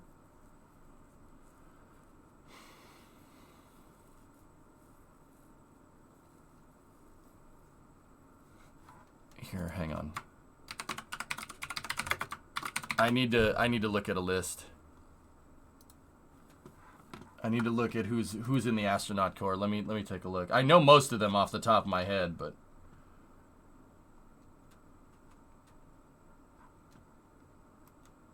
dude, look at Stephen Bowen's freaking resume. 126, 132, 133, Crew 6. Expedition 69. That's pretty cool. So, I'll be honest with you guys. If it was me doing this, if I was running the astronaut corps, I would want somebody with some institutional experience, somebody with a lot of spaceflight experience behind them. I would want someone from the shuttle program. It's a shame that Bob and Doug retired because they were perfect candidates for it. I would want somebody like that commanding this mission. Somebody that has a lot of experience doing this.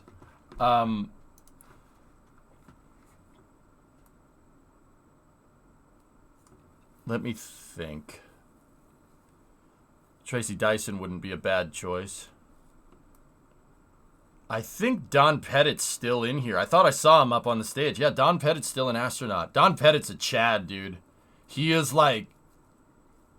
This guy is like if Data was from Star Trek was a crew member. The nerdiest of the nerds, dude. Don's cool, man. He's a cool astronaut. Let's see. Let me look. Sonny's still there. Yeah, Sonny. That's a good choice. That's a good choice. Butch is still there. Butch is a good. He's a good astronaut. He flew shuttle, Soyuz, and he's flying CFT. Mark Van High retired, Tape. I'm pretty sure.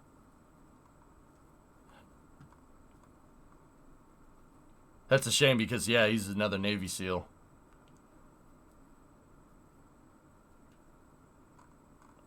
Do you think Don Pettit will ever fly again? Yeah. I mean, he wouldn't be in the astronaut corps if he wasn't. If he didn't want to.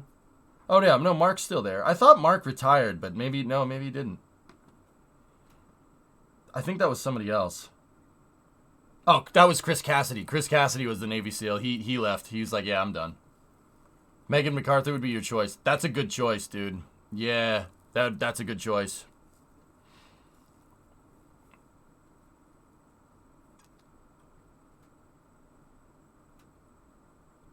Kuiper's retired, W. Yeah, I would want somebody that has a lot of experience, dude. So honestly, like if Stephen Bowen wasn't up in space right now, I would choose him. He has tons of experience. And Stephen Bowen didn't just fly; he did EVAs too, if I'm remembering right. You want somebody with that kind of experience on a mission like that. Not just like, I mean, obviously we don't have people that have gone to the moon, but you want someone that flew on the shuttle, that did a lot of shuttle missions. So somebody like Don Pettit, but Don isn't a pilot. He's not a pilot. He's an engineer. So he would be a mission specialist or something if we were going to go.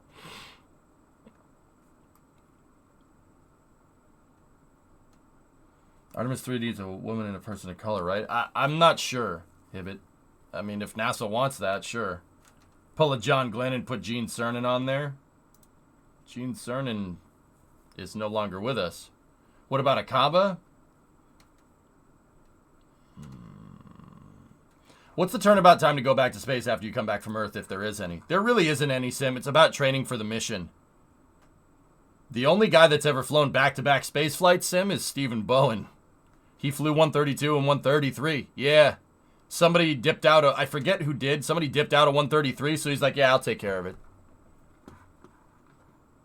Yeah, I'll take care of it. Leave it to the mass hole, right? Like, leave it to us. Yeah, fine, we'll get it done, of course.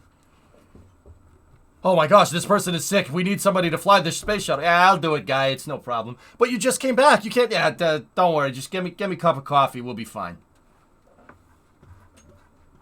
Yeah, just give me a cup. Just give me some dunks, dude. We'll be good. We'll fly up into space. It'll be great. Tim Copper had a bicycle accident. Yeah, that's right. Don't threaten me with more fun. Buzz? I don't know if we should send Buzz Aldrin back, but I mean, I'm pretty sure he'd go if needed.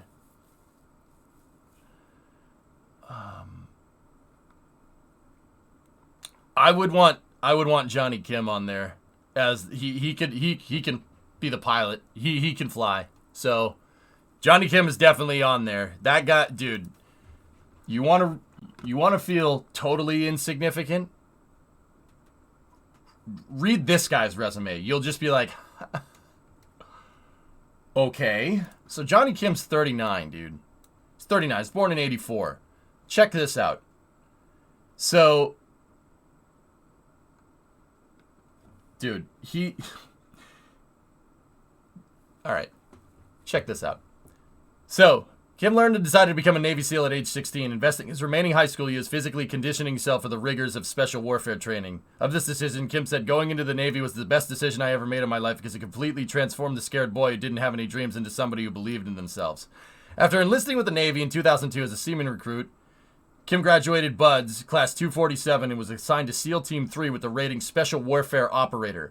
He deployed twice to the Middle East and participated in over 100 combat missions as a combat medic, sniper, navigator, and point man. Literally all of the hardest assignments for the Navy SEALs. The combat medic is one of the most difficult jobs you can do in special warfare. Yeah, that is one of the most difficult ones. Right next to sniper. That is insanely difficult. And then just decided to be a point man after that. Whatever. During his tenure in the SEALs, Kim served with Petty Officer Second Class Mark Lee and Michael Monser. Yeah, I'm pretty sure those are the guys that shot Bin Laden, if I'm remembering right. Anyway, in 2009, Kim was accepted into the SDA-21 Seaman to Admiral 2-1 commissioning program. When he graduated from the University of San Diego in 2012 and left the Naval Reserve Officer Training Corps, Kim entered the Medical Corps. So, as if this wasn't good enough, all right? That's pretty damn good. That's pretty damn accomplished. This gets even crazier.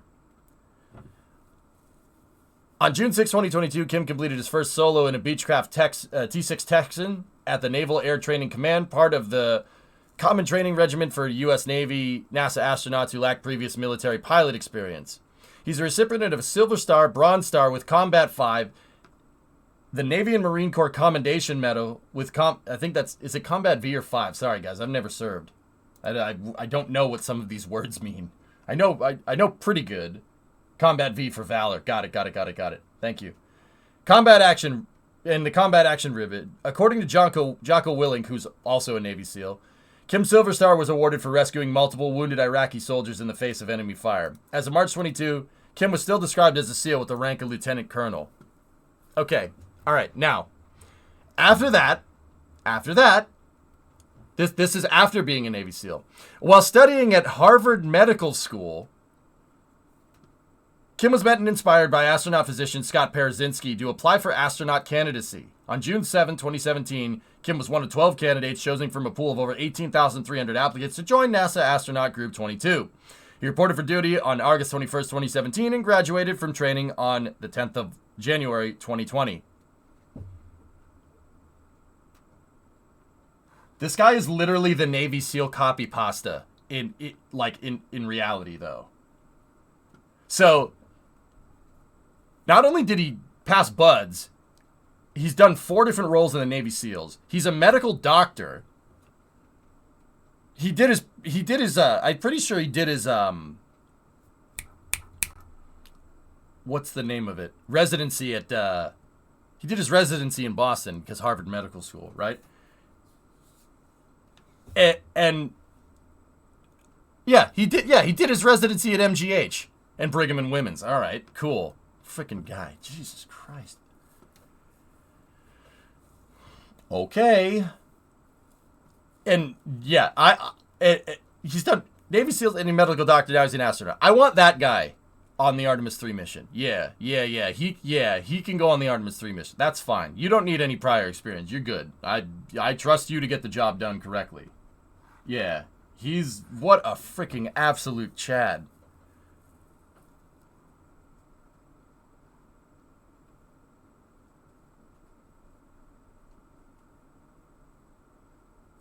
He also has a bachelor's in mathematics, too. Just if you were feeling extra insignificant. Doctorate from Harvard Med. He's a Tillman Scholar? Oh, my goodness. This guy is a freaking legend, dude. Dude, you know what the messed up part is? I see something like that, and I'm not like, wow, I suck. I see something like that and I'm like, wow, I need to do better. There are people out here that are just absolutely putting foot to tail. I need to do better. Holy crap. Like, I don't look at that and go, meh, I suck. No. I need to do better.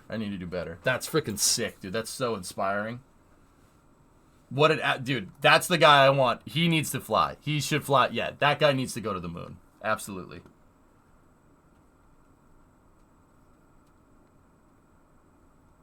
Yeah, it's all about balance. Yeah, right. He did a point man before he became a doctor. Hypersonic. Can you believe that? He would be my pilot, Hilness. Johnny should... I don't think he should command a mission, but he could. I'm pretty sure he could do it, and it's not a big deal. I mean, dude, he's a freaking combat medic. Yeah, dude, combat medic is like one of the hardest things to do in the military, by a long shot. Because I won't get too crazy into it because it gets kind of dark, but you got to know when to hold them and know when to fold them. It's one of the hardest jobs that you can do by far. And he just did it as a Navy SEAL. That was his first assignment. Whatever. And then sniper on top of that. Snipers need... Dude. Snipers are rocket scientists with firearms, basically. Yeah. Unfrickin' real, dude.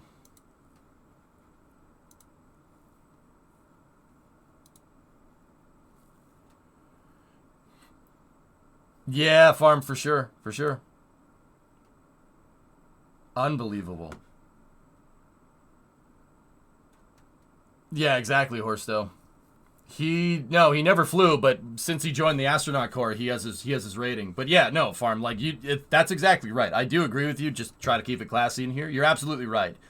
You don't know how you're going to react in a stressful situation until it happens. Johnny has 100 combat missions. Dude, I wouldn't even then. I still wouldn't have him command a mission on his first mission. But also, if I was gonna pick somebody cold turkey to command a mission to the moon, I probably would choose him. The guy literally stays cool under pressure. Unbelievable, dude. It's absolutely righteous, man. That's inspiring stuff, dude. With that being said, I would want him as the pilot, and I would want somebody like Stephen Bowen up there as well. I would want Stephen Bowen or Randy Bresnik. Randy's been to the moon before. Or not been to the moon. He's been up into space. Sorry. Good. I would want him to go to the moon. Sorry. Brain's moving too fast. Kayla's a good choice. She'd be a good choice for a mission specialist for Artemis 3. Kayla's a submariner. She is an absolute G.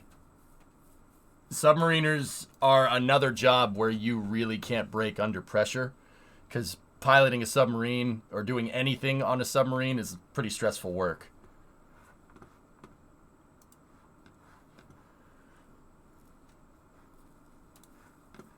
Anne would be good. Anne's a good choice. Yeah. Anne would be good. She's a Kiowa pilot, if I'm remembering right. She's flown combat missions. And she's a rugby player. That's cool. What a bamf.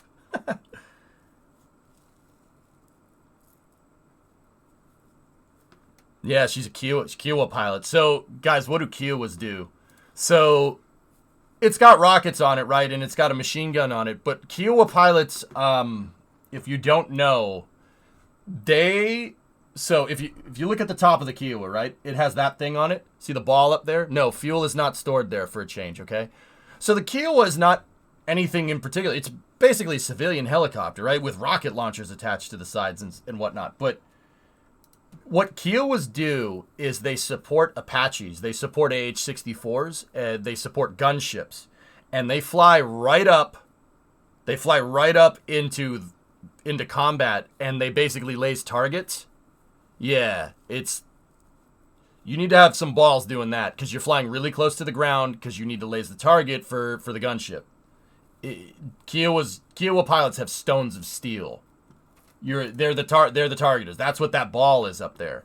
And let me just put it to you like this. All right, a lot of helicopters have this, but you see the narwhal thing going up there at the front? That's a blade.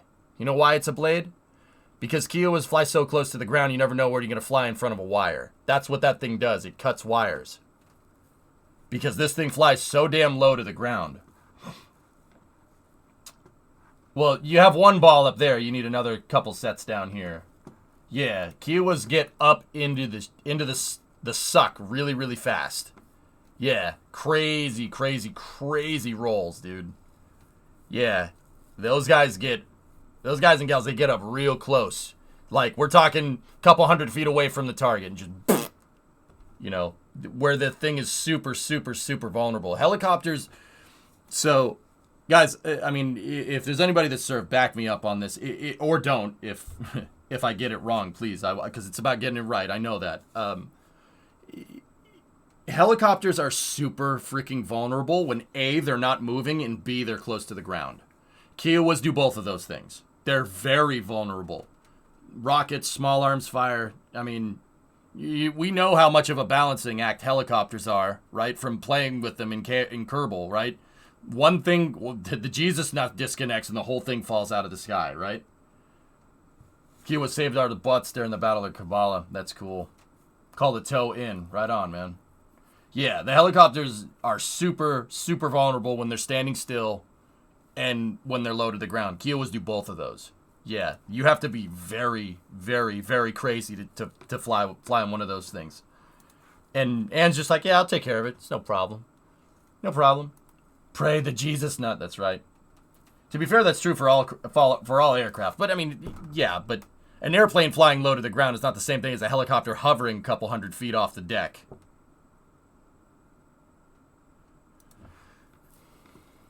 Let's see. So, let me see. Who else is on here? I'm trying to think. So, yeah, Sonny. I would want Sonny to command it, to be honest with you. Sonny or Stephen Bowen. We'll go with, I mean, Sonny flew 116, 117, flown Soyuz and Starliner, but she's kind of on commercial crew right now, so I'm not sure if that means, you know, yeah, hence the second half. Yeah, I saw it.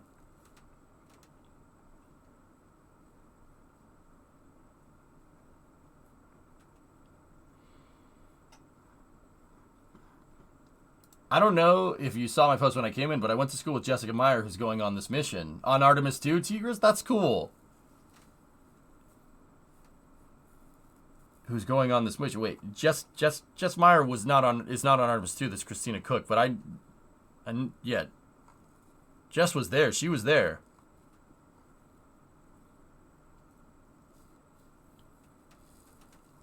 What mission is she going on?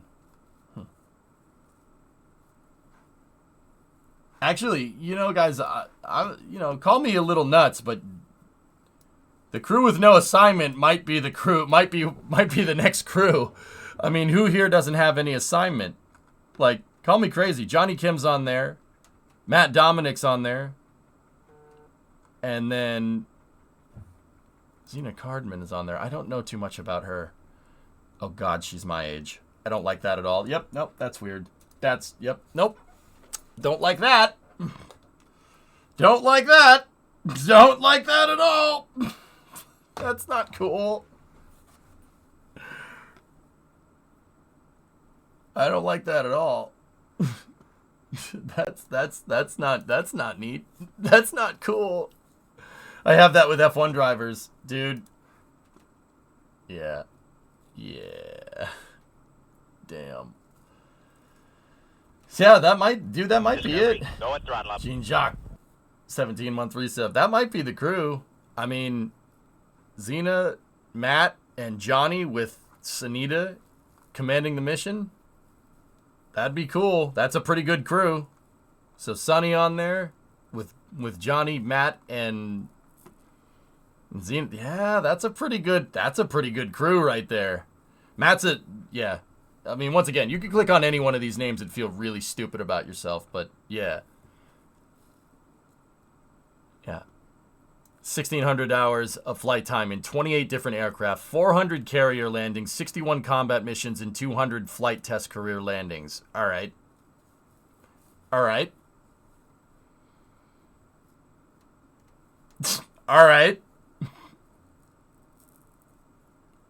I'm not saying there's your lander pilot, but also, yeah, this one, so 400 carrier landings is no joke. 1,600 hours and 28 aircraft is no joke. 61 combat mission is no joke, but 200 flight test. Flight test carrier landings. You have to be a special type of special to do test carrier landings, dude. Yeah, we're going to test this new hook. Let's see if it works. If it doesn't work, yeah, you just have like 2 seconds to react or else you're going swimming. So, guys, that might be, dude, that might be it. That's actually not a bad choice. So, okay, here's my Artemis 3 crew. Sonny Williams, because of the experience. Johnny, because he's Johnny. Matt's the lander pilot, and Zena's the mission specialist. Yeah, that's my pick. That's my pick. Actually, I want to read about Xena. I don't know too much. She's a geobiologist and NASA astronaut. Okay. She's Bachelor's of Science, University of North Carolina, Chapel Hill. Okay. Majored in biology, minored in chemistry and marine sciences, and wrote an honors thesis in creative writing. Her research took her... Read this next part. Cardman's research took her to remote field sites of the Arctic and Antarctic, including multiple offshore expeditions on board research ships. While at UNC, Cardman studied biogeochemistry and hydrocarbon seeps and hydrothermal vents. During that time, she also worked with Palmer Long-Term Ecological Research Network in Antarctica and completed a Master's of Science degree with the research group by Dr. Andreas Teskey. During her early career, Cardman supported NASA research in British Columbia, Idaho, Hawaii, developing operational architectures for planetary EVA.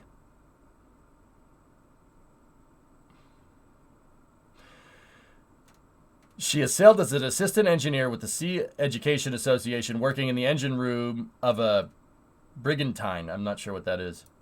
At the time of her selection in June 2017, Cardman was a National Science Foundation Graduate Research Fellow and doctoral candidate in geosciences at Penn State, studying geobiology and novel redox couples in Earth's subsurface. That's your crew, Aqualux. That's your crew. Johnny, Matt, and Xena are gonna fly on this, coupled with somebody, one of NASA's legacy astronauts. I'm gonna guess Sonny. Sonny has been all over the place. Yeah.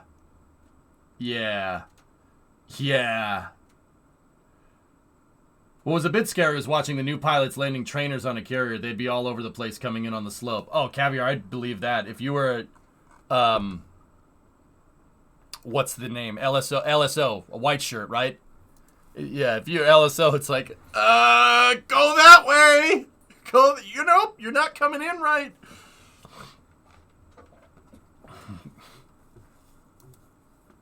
Fourth is likely an international, I would guess.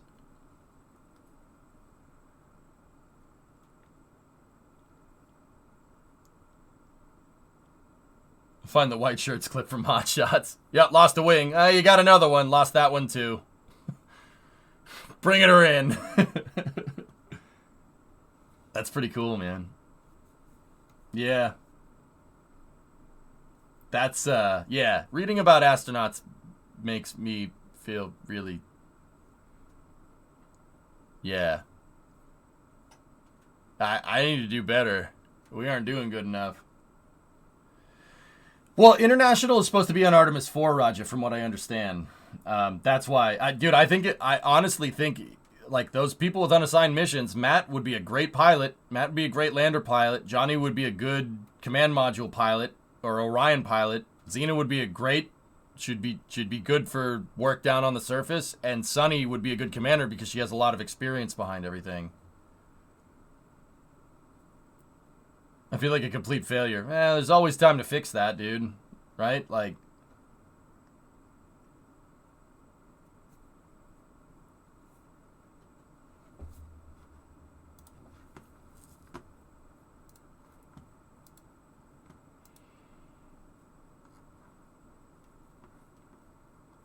I think that would be my pick, dude. That would be my pick. Johnny's got to go to the moon. He has to be on that mission. I wouldn't want anybody else.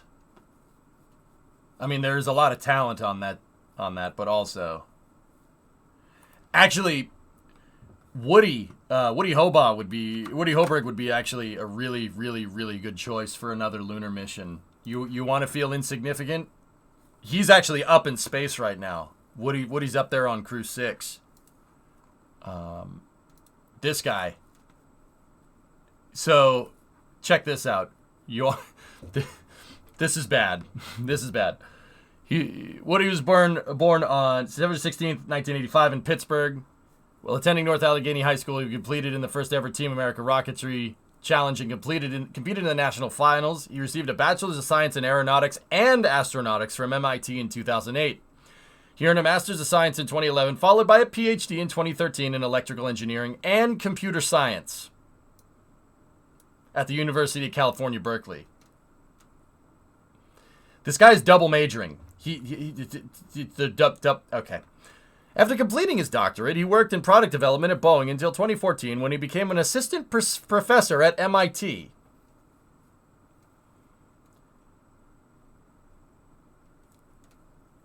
This melon farmer taught at MIT in his 20s. Okay. Yeah, he taught at MIT in his late 20s. Taught at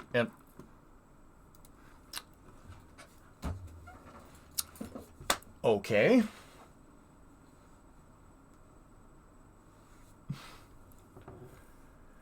Why is it always the T-38? That's NASA's plane, Farm. NASA uses T-38s, dude, for training. Yeah, they have a squadron of T-38s. They use T-38s because no weapons. Yeah, NASA always flies T-38s. They've flown T-30. They've been flying T-38s since the 60s, dude. But yeah, that's why it's always T-38s. You know. Well, why did you ask then?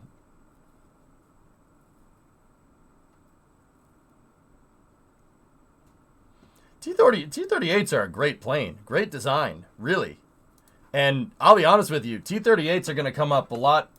There's going to be a lot more T-38s that are popping up for civilian use and on government auctions because they replaced it with the TX.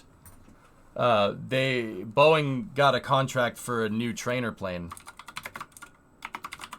That was a couple of years ago. It's the T7. That's what it's called. This guy. It's a cool plane.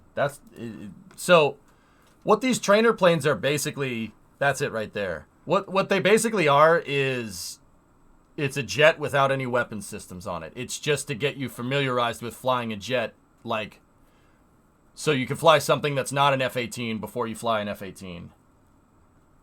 Why not the F-16? There's no way you can look at me in the face and say that a T-38 isn't simpler to operate than an F-16. There ain't no way. NASA's cash strap, remember? Warp, you love them when I flew them, but they would kill you in a heartbeat in the pattern if you weren't paying attention. T-38s. Interesting. Why not F-14s? We scrapped all of our F-14s so the Iranians wouldn't get them. Squall. True story. Yeah, T-38s. It's because the lift to drag is very, very at low speed, Warped. Yeah, it's not very good, is it? Because of those tiny, tiny little wings.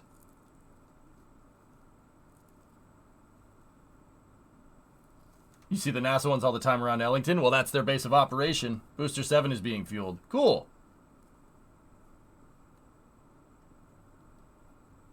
That's not entirely true, EJ. Most U.S. trainers are weaponized for ground attack roles in third world or developing countries.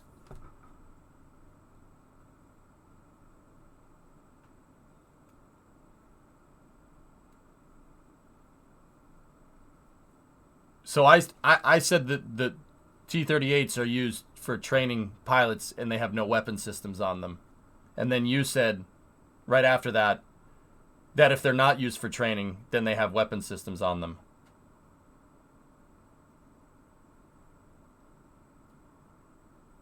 Thank you.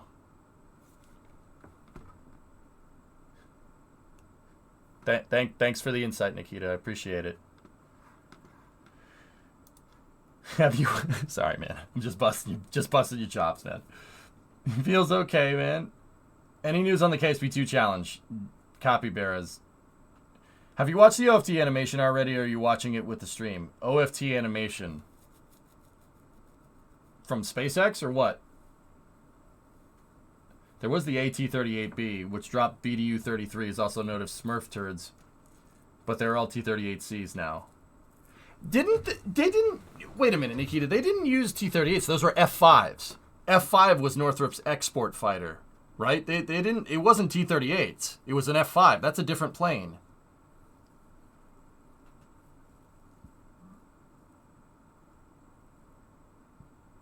You have to watch the OFT animation made by a lot of 3D artists. Can we? Do we have permission to watch it, guys? We gotta, you know...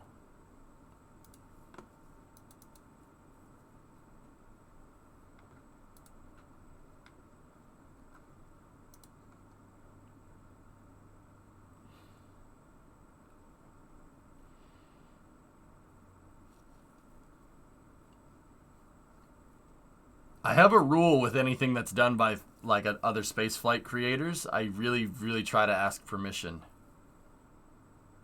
Do you have NSF in the background in case they do a test? Man, you guys want to talk about everything but what I'm talking about. All right, cool. Here, we'll Starbase live testing. We'll see what's up.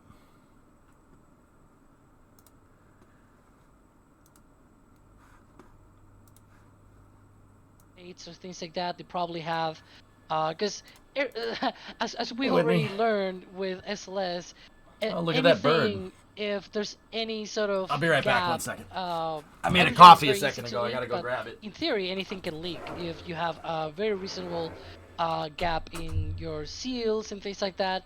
So this is still probably vapors coming off, and so that it's important to check, because methane is very flammable as well. So even low concentrations can be dangerous around the booster. So that might be one of the things that might be doing with a drone, checking on those things. But you know, might be just checking because they want to check and everything is normal. Who knows? It sounds good. It's definitely not stopping propellant load, so that's why I was like, it could be this, but it's definitely not something to be concerned about. They're just likely taking a look and making sure everything is good while the test proceeds. So the methane tank is almost full at this point. Liquid oxygen coming up on about the halfway mark, I suppose. So yeah, propellant loading is continuing. While we continue to take questions, and also want to thank everyone for their support and continue to just offer updates on today's testing. I do believe we're going to do a quick commentary swap here. All right, I'm back. To start us off our coverage, we had Ian Atkinson on comms, and Ian. So what are we doing here? This is just a fueling test, right, We're Thomas? not done with the propellant loading yet. It's still very exciting to see more that testing Ian? ahead of the orbital flight. Appreciate your help, Ian, and we'll talk to you more later. In the meantime, believe we are bringing on a local to the Starbase facility. I believe we've got Nick and Sweetie on comms with us now. Nick, how are you doing today? Ian was just in chat a second ago. Doing fantabulous there, Thomas. I guess I'm a local now, technically. You are a local. You are. I moved down here. Local of this commentary team, so I still can't see it. So you know, keeping me safely away from the booster. So it's cool though. Commentary today. Absolutely. Thanks for having me. All right, let's bring in some more questions for you here. Here's a good question from Brett saying, could they just do a partial propellant load for a small mission, or do you need to fully fuel the rocket no matter how light the payload is? Alex, I believe we've talked about this question a bit before. I think we're expecting a full propellant load regardless of the right? Yeah, and we've seen that also with Falcon 9. It's usually good to not mess with the amount of propellant that you have on the vehicle. Also because if you think about it, if you unload the vehicle and you fire all of the engines, you eventually have more thrust to weight ratio, more acceleration, hence more aerodynamic forces and everything. So it's all, you know, a game of let's not play with the things that we haven't flown with. Let's fly with full propellant load. The thrust to weight ratio is going to be the same as all the previous flights, because the payload even as Starship can carry out. Yeah, guys, I saw the maritime notices. So, actually, you know what, Thomas, that would probably be prudent to talk about. There were maritime notices for the trajectory for the orbital flight test, dudes. And guys, I have to kind of wait on the permission from that Starship video. I would love to watch it. I have seen it, but I don't. Yeah, that's freaking rad, dude. I want to make sure that we give credit where credit is due. Got to be careful with that nowadays. So, yeah, here you go. Thank you, Thomas. I appreciate it. So there was a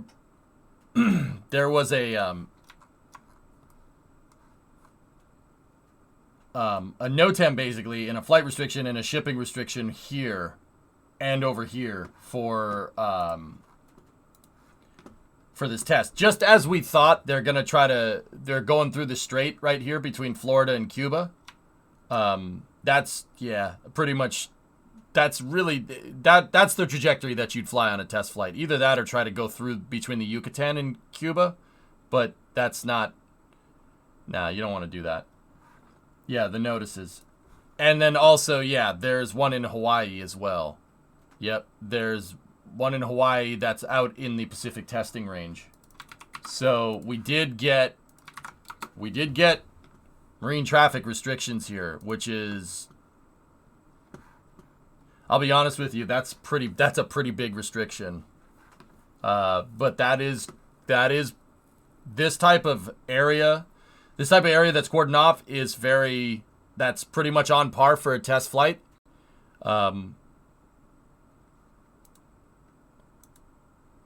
Yep, and then there's Hawaii as well. They're aiming for the landing zone a couple hundred miles north of Honolulu. This is out in the Pacific testing range, the Pacific testing range. So there's 3 different testing ranges that the U.S. uses principally. The testing ranges, they're called testing ranges, but they aren't really testing ranges. They're basically, if you're familiar with airplanes, guys, so with planes you have the tower, right? So you have your ground control, right? That's handling the planes on the ground. Then there's air traffic control, which is handling the tower, which is handling landing and takeoff stuff, right? And then you have centers. Centers are regional traffic control. So there's like Boston Center, there's New York Center, they basically control the airspace around it for traffic, for air traffic, right? The testing ranges are basically centers. They're center control. And then ground control would be basically your tower, if we're going to attribute it to plane terms. So the Eastern Testing Range is all here, and it's run by the Space Force, right? There's the Eastern Testing Range, which basically goes all the way down here. And it covers launches out of Cape Canaveral. It covers launches out of Wallops. I'm not sure if there's a NASA mission that flies out of Kourou with the ESA, like James Webb, for instance. I'm sure the Eastern Testing Range will cover it. And then over here, there's the Western Testing Range. So the Eastern Testing Range is run by Space Force Delta 45. And then over here, the Western Testing Range is Vandenberg and Kodiak. That's run by Space Force Delta 30. And then there's the Pacific Testing Range out here. All the islands that the U.S. ended up taking over during World War II, fighting across the Pacific, that makes up the Pacific Testing Range. The Pacific Testing Range is out here. What is the Pacific Range used for? Things.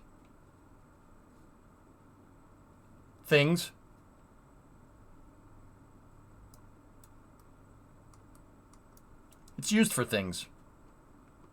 But it'll be used for Starship's landing if it makes it that far. Yeah, the Pacific Testing Range basically goes from Honolulu all the way out to Guam. It's a pretty big testing range. They test missiles and stuff out there. That's what I'm trying to tell you. They test a lot of missiles, a lot of stuff, a lot of other things and stuff. But yeah. Yeah, Midway, if you want to know, Midway, Wake Island, those are all inside of the, I mean, Wake's up there. These are all inside of the Pacific testing range. Kwajalein Atoll, Bikini Atoll, it basically goes all the way to Guam, all the way over here. Things with tiny wings, something like that. The reason why is because, well, there's nobody out there. There's no one out there. It's the Pacific. Not even the shipping lanes are out there. Because the shipping lanes that go from like Japan, South Korea, China, Taiwan, etc., in Vietnam, the shipping lanes follow the coast. They go up here. And they go around. You don't sail like directly across the ocean. They don't do that. So nobody's down here. And then especially like down here, no one's down there. There's nothing down there. That's actually, this is a spaceship graveyard right here. Southeast Pacific. Because literally if you look at Earth from this angle, there's no land. This is where Mir crashed. That's where a lot of second stages get disposed of, etc. They burn up and they crash into the ocean down there. EJ just insulting all of Polynesia. Yeah. If that's how you took that, then, man, good luck in life. Good luck. So we should go mining out there? Something like that. Yeah. Shuttle external tank reefs. The shuttle ETs came down over here.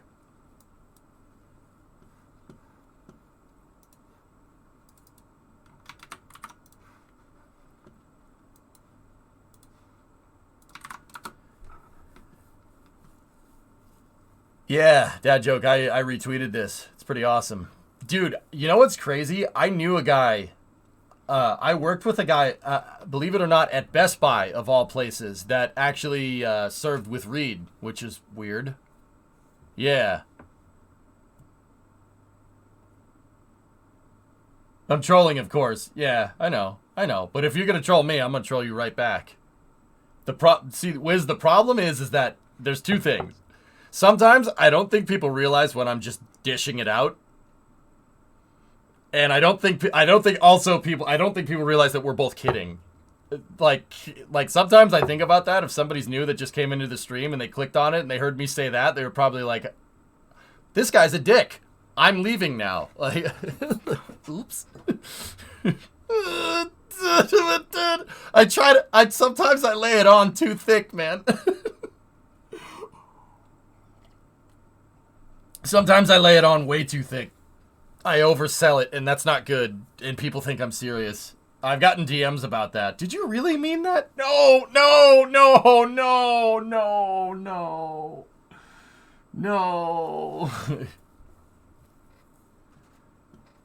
Yeah, sometimes I, that irony module just,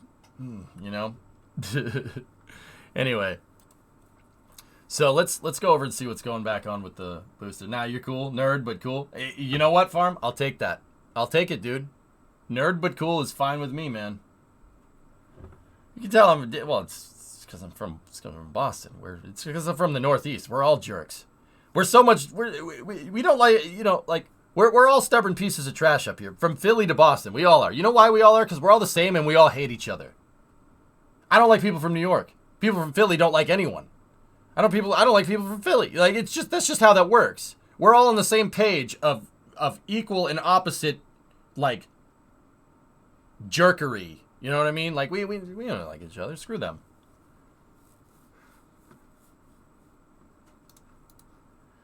Do you know if they're going to test the Artemis 3 suits on the ISS? Yes, that's the plan. But do you all agree that the South sucks? Friend Kim, stop making this about the South. Stop making it about you. It's not about you. It's about us hating each other, all right? Can't you see that we're trying to hate each other here? What's wrong with you?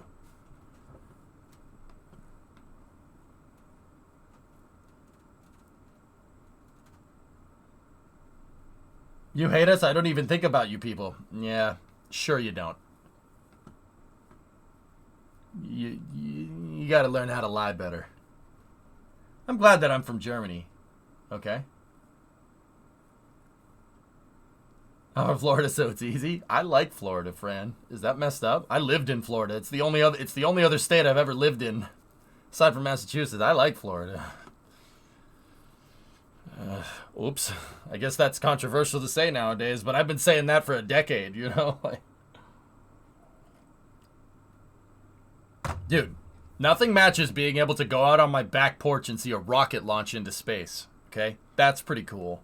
And then don't get me wrong, I know there's other places nowadays where you can go do that, but also, there was only one place where you could see a space shuttle do that, and that was in Florida, you know what I'm saying?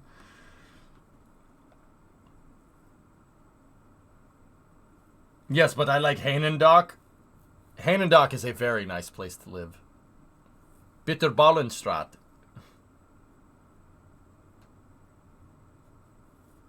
Should we play cities? Should we play cities? Oh, what's that, Thomas? Yeah, let's play cities. It's Monday. Let's play cities. Yeah, this picture from Jerry is amazing, guys. I actually saw this picture yesterday. Look at that. This is coming from Jerry Pike Photos here. That's, dude, can you believe this?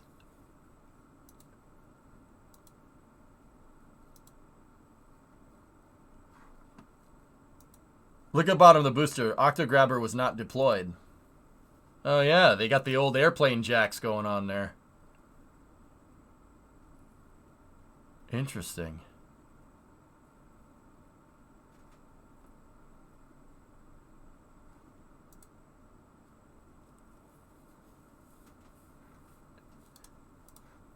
Thomas, do you remember it? Yeah, you know what? You guys noticed too. Do you guys remember? You guys remember when these things were nice and clean and they looked really nice and they were nice, you know, nice, super clean, you know, like the paint job was immaculate, etc., etc. Look at JRTI. Are you kidding me? How many rockets have landed on this thing? So, I love it how they just finally said, all right, yeah, whatever. Okay, whatever. Saltwater does that. It's not just the saltwater. Oh, thank you, Keen. You know, technically 0 Kelvin is the absence of temperature, not an actual temperature. It's the absence of temperature. It's the absence of heat, because that's what temperature is. Yeah, I just actually'd you, and Keen, you know what? Now I feel kind of stupid doing that. Cool, back to Rust. So, the thing about this, guys, is that rocket engines are very abrasive. Sandblasting? No. Rocket blasting. They blast the paint right off. It's like sandblasting.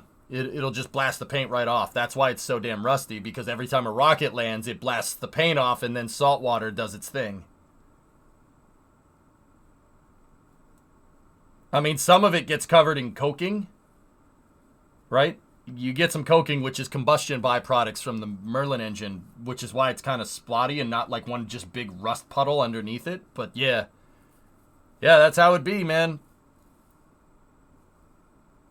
I mean, Farm, this is just damn impressive, dude. To be honest with you, it's just freaking impressive. I can't believe they let Jerry get these pictures, man. I mean, look at that, dude. One ship going out, another one coming in. That's unbelievable. I'm sure the engine purges don't help it any. Yeah, yep. Yeah, exactly, right? Yeah, it pukes out all the gaseous oxygen right onto the deck of bare metal that was just abrased off by the rocket engine. Dirty business. Why did SpaceX choose RP-1 over another type of fuel? Ease of use. That's precisely the reason, Doom. Yeah, they used Carolox because it was simple. Keep it simple. Remember, nobody's tried that before, right?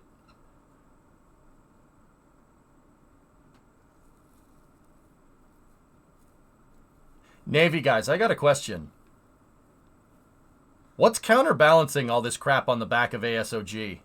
Like, how can they put all that stuff on the back of the ship? What do you think they're using a ballast tank to counterbalance? Because if it's something that Stormworks taught me, if you put a bunch of mass on the back of the ship, it'll just want to do a ship wheelie all day. They got to have some kind of ballast tank up front. Did SpaceX make these drone ships, or did they buy them? They were originally barges, Erudite. Yeah, here. not 204, 304. So SpaceX started with that. That's what they look like. In fact, that literally is 304. I think is a shortfall of gravitas. It's just a barge. That's what it is. Unpropelled. The deck is not in the center of the ship. Oh, yeah, it is. It's slightly forward, is it? Oh, smart engineering. I see it now. Look where the pedal comes in right there. Look at it relative to the azimuth thruster. So, actually, I think ASOG is 302. That's its sister ship, believe it or not.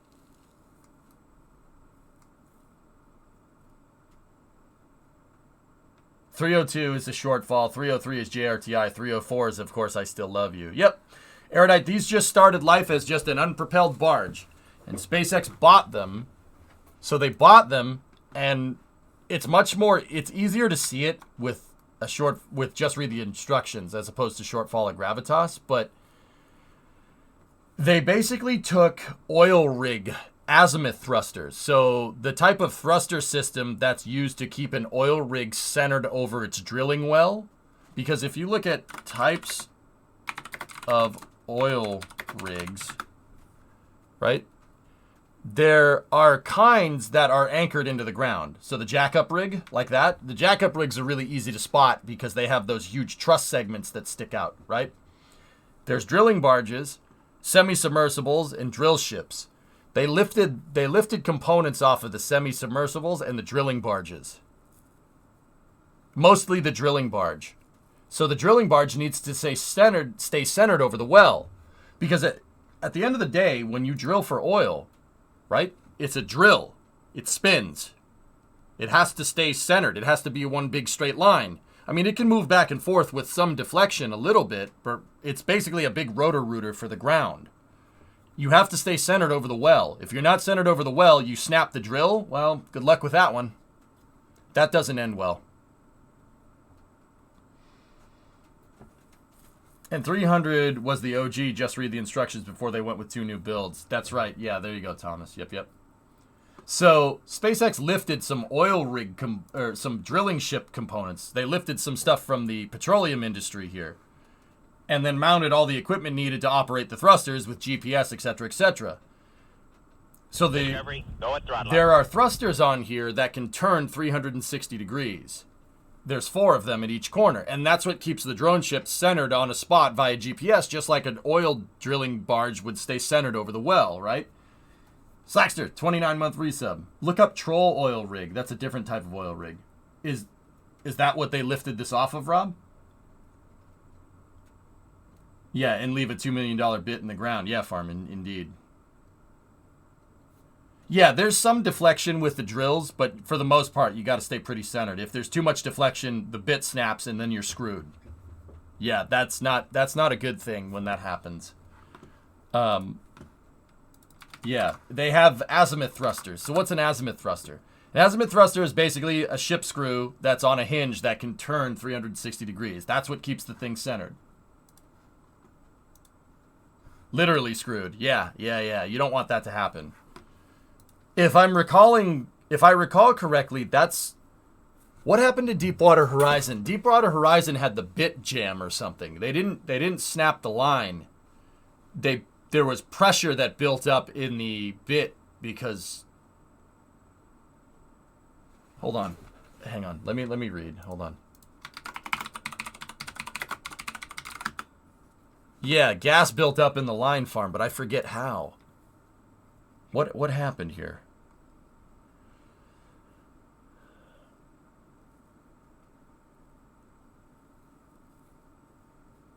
The blowout valve did not work. At 7:45 Central on April 20th, 2010, during the final... This is off Wikipedia, by the way. During the final phases of drilling, the exploratory well off the Gulf of Mexico, a geyser of seawater erupted from the marine riser onto the rig, shooting 70 meters into the air, the geyser. This was soon followed by the eruption of a slushy combination of drilling mud, methane gas, and water. The gas component... Oh, methane gas. What did I say? What do I say about methane gas, fellas? Methane gas? You have to purge it somehow, just like hydrogen. because methane has a lot of hydrogen in it. And what do we know about gaseous hydrogen? If you don't give it a place to explode, it'll find a place to explode. And that place that it finds is probably not going to be what you want. Yeah, you got it. That's why oil rigs, just like rockets, have purge flames. There's a really important reason for that. The gas component of the slushy material quickly transitioned into a fully gaseous state and then ignited into a series of explosions and then a firestorm. An attempt was made to activate the blowout preventer, but it failed.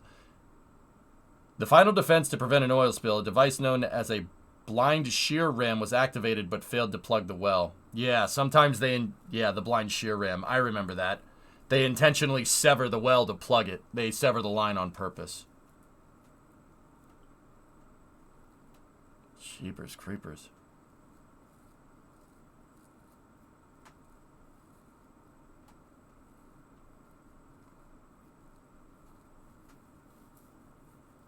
Yikes. Yeah.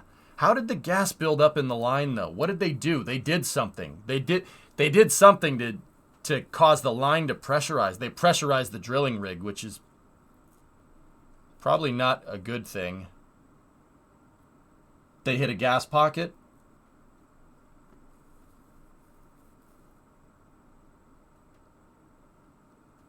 A negative pressure test. Oof.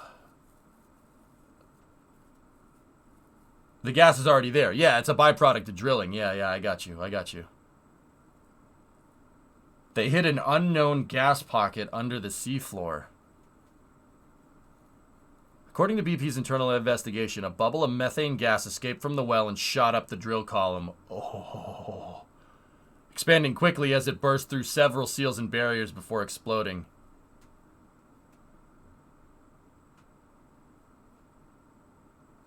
That's scary stuff, dude.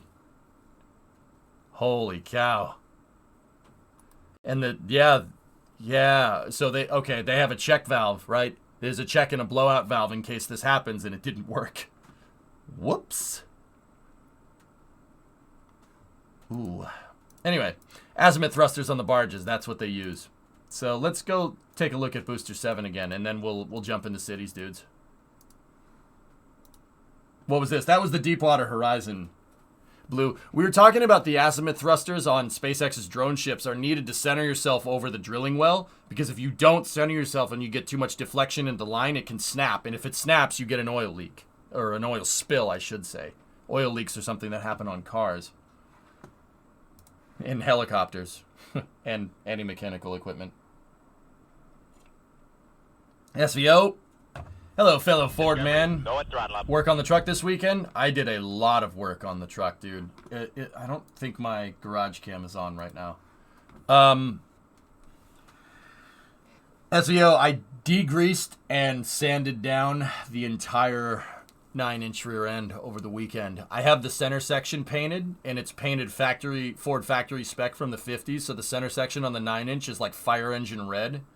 And then I got to go through and chassis paint the axle housing. I'll show you guys. Dude, it looks sharp. It looks real good. What happened to the intentionally tedious plane that NASA used? Intentionally tedious. Oh, they sold it erudite or put it in a museum. 4 people are going to the freaking moon, Vulcan. Yeah. It's a good choice. Good choice in crew. I also got all the U-bolts painted. They were bare metal SVO, the new U-bolts that I got in for the rear end. Yeah. Going around the moon. Yep. It's a combination of Apollo 7 and Apollo 8, the Artemis 2 mission. It's pretty gnarly, dude. And that's a good crew, dude. So Vic, Jeremy, Reed, and Christina. That's a good crew. Really, really smart folks. I mean, most astronauts are like that. The shuttle trainer aircraft is on the Space and Rocket Center. Yeah, they usually auction it off or put it in a museum. There you go.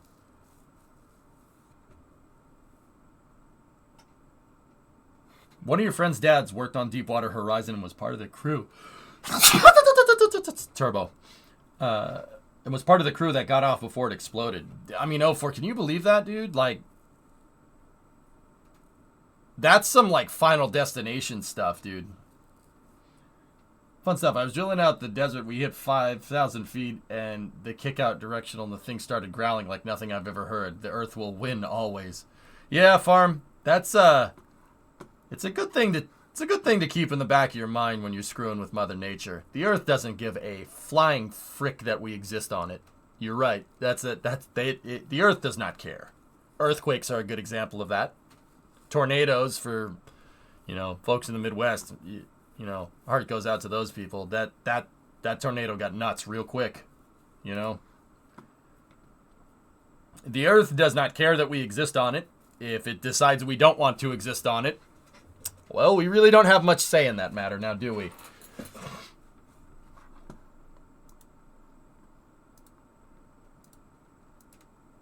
Look at how clean it is, Thomas. Can you believe that?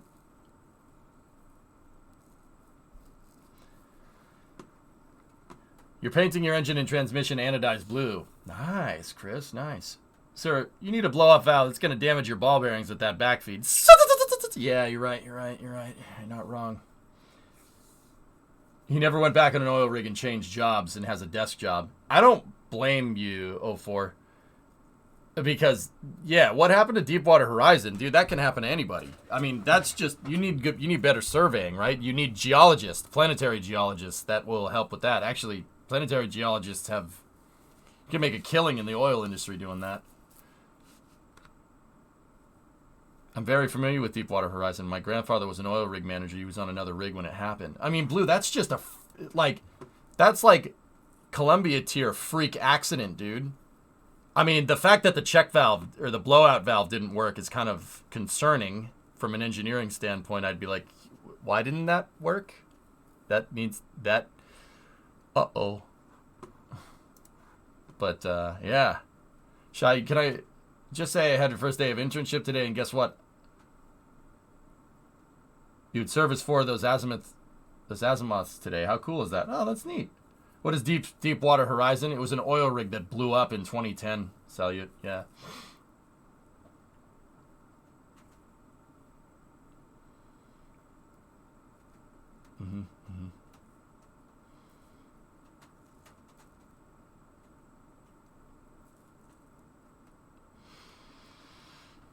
Yeah, SVO, I'll get a picture of the 9-inch in a second. But yeah, that thing is really goose in here for a second. Fellas? Josh with a question. I'm going to go turn on the garage cameras. I'll be right back. Corpus Christi. Nick, I know you're familiar with the southern Texas area. I wonder if Corpus will get a good view of the orbital launch. That is a really good question, actually.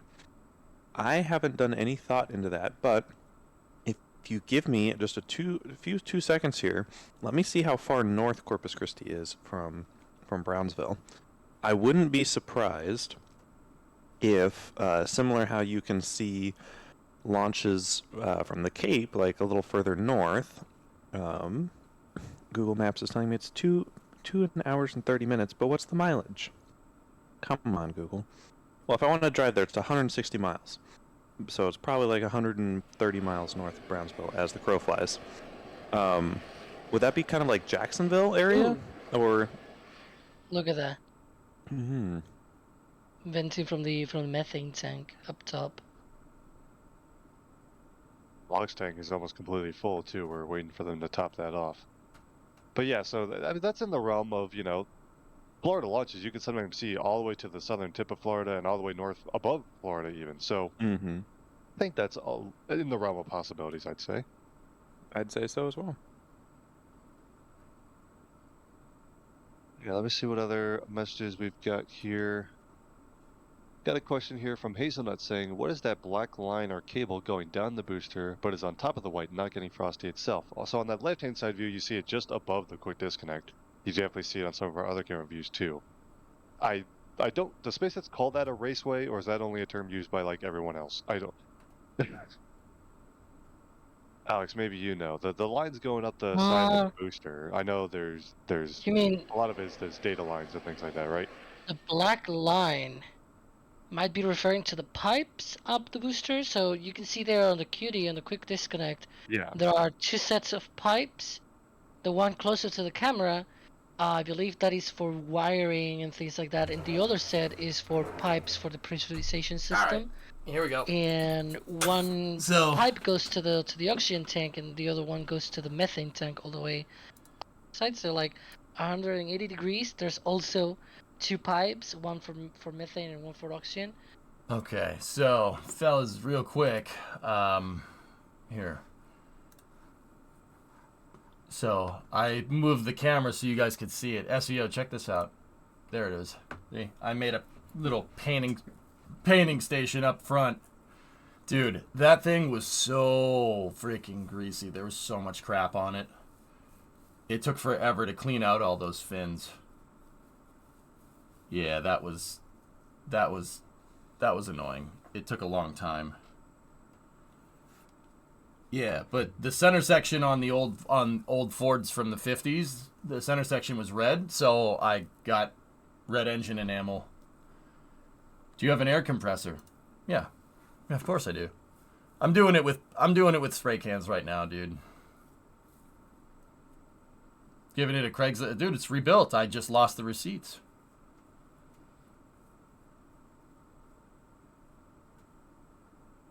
The gate isn't red. I'm impressed. Yeah, there you go. Yeah.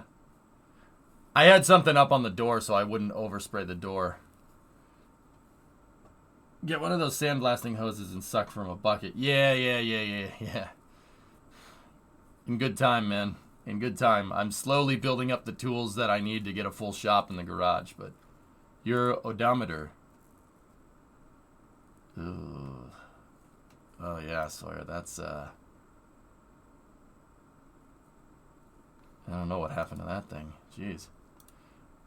I used a wire wheel. I used a wire brush, degreaser. Ah, dude, it was a freaking mess. My hands are still just from all the crap that was on there because the pinion seal was leaking, guys. So there was gear oil all over. Like, it caked the entire rear end in gear oil. And gear oil is very sludgy. It's very high or low viscosity oil. It's like pudding almost, right?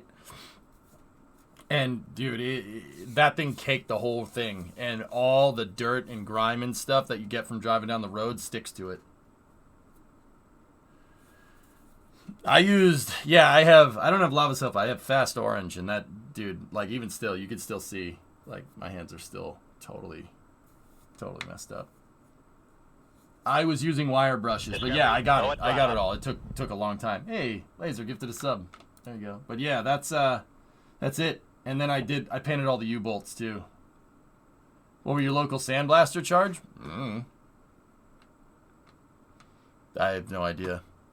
I didn't bother doing that.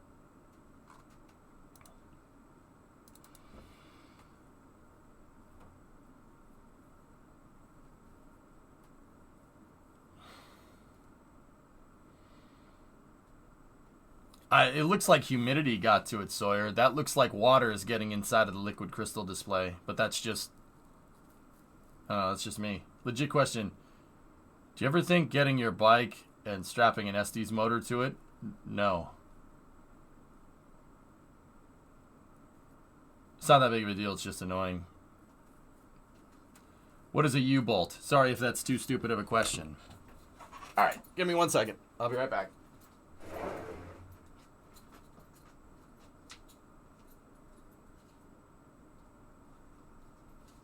So, Sally, what do I always tell you about engineering components? What do I always say? It's not a trick question. What do I always say? There's no like innuendo here. It's not supposed to mean anything. You don't need to overthink it. So what is a U-bolt? It's a bolt that's shaped like a U. I have the threads covered in tape, so I wouldn't paint them. But see, I did paint it. See? Now it's going to match the frame and the rest of the rear end.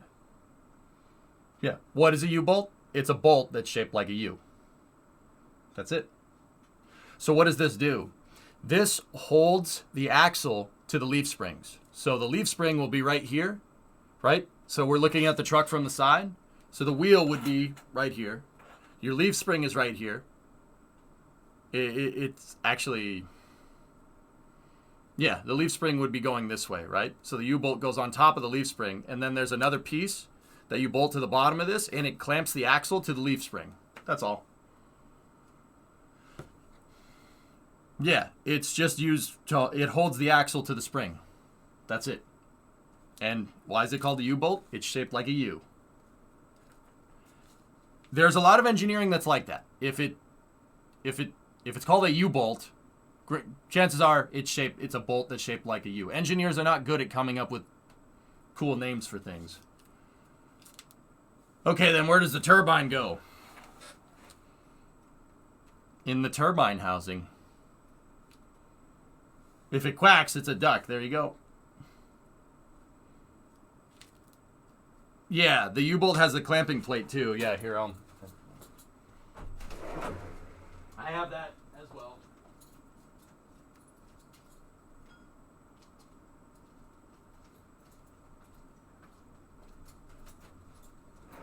So once I get the rear end finished, dudes.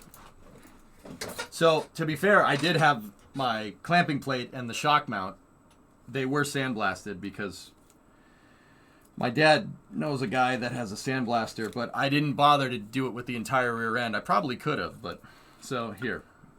Okay, so the axle would be right here. So you see it's concentric, right? So the U-bolt goes through, right? And then this is the shock mount. So this is where the shock absorber would go. That's the mount for it.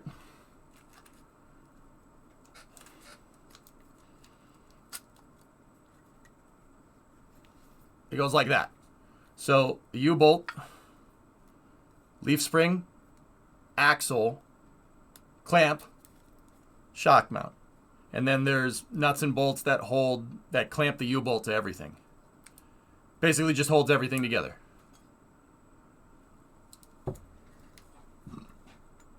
But yeah, over the weekend I had all these parts painted. I painted all of them. Yeah. They came out pretty good. So these U-bolts are brand new, which is why they look really nice. These parts still, they have some pitting on them, but they're pretty dang good for 64 years old. They're in pretty damn good condition. But I painted them with thick boy chassis paint so they would last another 60 years. I mean, this is all cast. These are cast iron. Actually, no, it's too light to be cast iron. These are probably cast steel. Very strong. Very, very strong stuff. Yeah, that mounts like that on the axle. And then the shock absorber would be going this way. That way. What's the rattling part? Huh? Rattle cans? I wish my dad could understand English. He would love watching you, bro. He loves the kind of stuff you're talking about. What you're doing here is awesome. Love from France. Merci beaucoup. Merci beaucoup. Yeah, man. Cars are cool, dude. You can take all the cool stuff that we learn about with rockets, and you can do that with a car. Like, it's all the cool mechanical concepts that we learn about with rockets. So you can just do that with cars.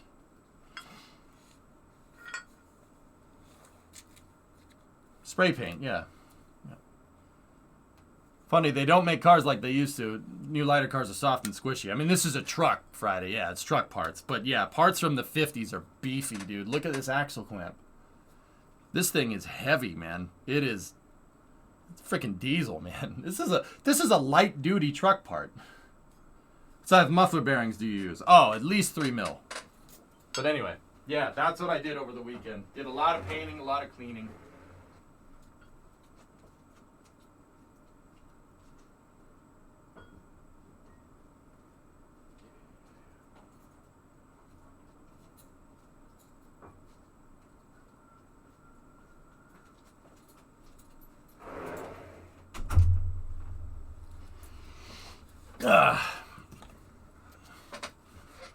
So cars could be run on methalox then? Yes, sure. They've made cars run off hydrolox before. Well, special engines. If you could somehow get your gasoline engine to accept liquid hydrogen and liquid oxygen in it, somehow, if you could do that, you'd need 2 injector rails. for oxidizer and for hydrogen, yeah, you could make it work, sure. You'd have fuel and oxidizer injection, which is not that far off from how rocket engines work now, is it? You'd need a cryogenic pressurized system. Yeah, but I mean, you could do it. You'd probably end up blowing the engine because hydrogen burns extremely hot. The thread from relativity just dropped. Okay. All right. In the Johnsons, in my parents' garage center on. Yeah, it was good times, dude. What is a push rod? It's a rod-shaped piece of metal that pushes something.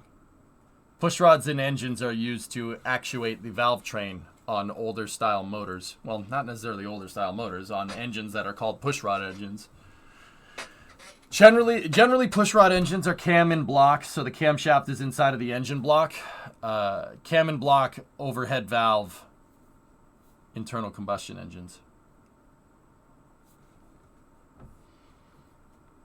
Yeah, there you go, Warped. That's right. Yeah, no, it's all connected, man. Engineering is engineering. That's something that I tried. I use cars a lot as an analogy for how rockets work, because what a rocket engine does and what a car engine does is not that far off. They're pretty damn similar, actually. They both atomize fuel and oxidizer inside of a combustion chamber to achieve some type of mechanical work. The difference is a car pushes a piston down. A rocket pushes the entire rocket up. It's all the same. Same ideas. Really, in cars, a lot more people know more about cars than they do about rockets. That's why I do that.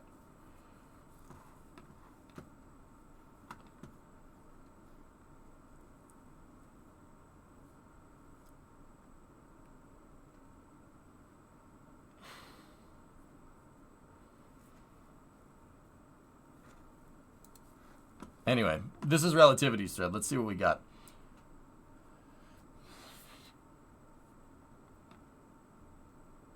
Terran 1's liftoff embodied the daring innovation and relentless dedication of hundreds of team members across the country who've made Terran 1's first launch a reality, making it the first methane-fueled rocket in the West to reach space, surpassing the 100-kilometer Kármán line. So, under this moment in our company's history, we've included a surprise special memento inside of Terran 1's nose cone. Okay. Dedicated to all those who made this launch possible. Before launch, we invited employees, investors, and friends of Relativity to submit their own personal digital artifacts to fly aboard Terran 1. Placing this collection inside the first ever failed metal 3D print Relativity created. We've also included a vial containing metal shavings from 19 iterations of our 3D printed Aeon 1 engine. Okay. Well, the GLAHF mission has come to an end. It lives on with the virtual walls of Terran 1's first Stargate print. We invite you to explore our digital gallery housing all the artifacts sent aboard Terran 1.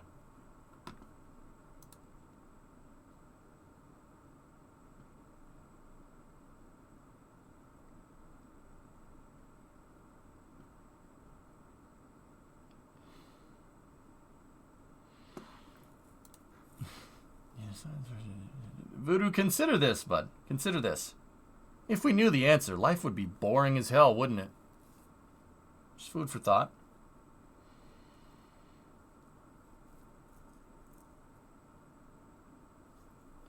Have you ever considered creating some sort of window between your streaming room and your garage in order to see your truck? Why do that when I could just do that? That's a lot cheaper. Having some cameras set up and OBS is a lot cheaper than just a window. Putting a window in would be, considering cameras are something I already need.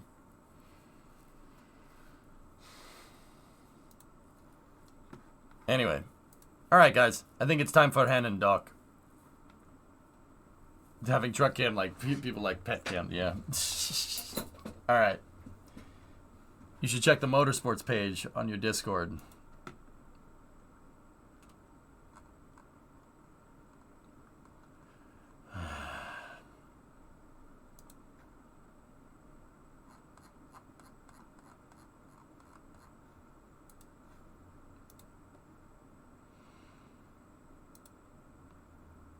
this week's Daytona adventure. Oh, hello. Bro, you were wheeling that car on the road course.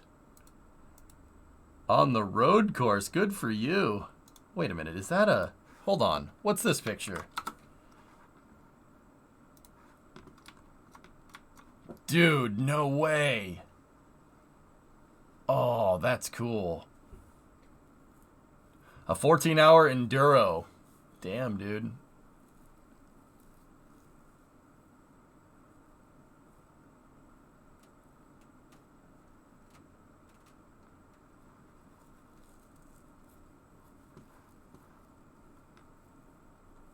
Ghost Mooner, can you turn your truck into a rocket? I wouldn't do that.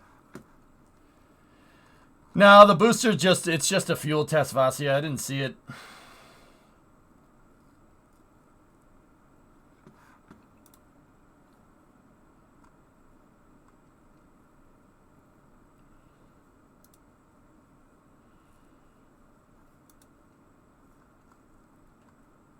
Oof.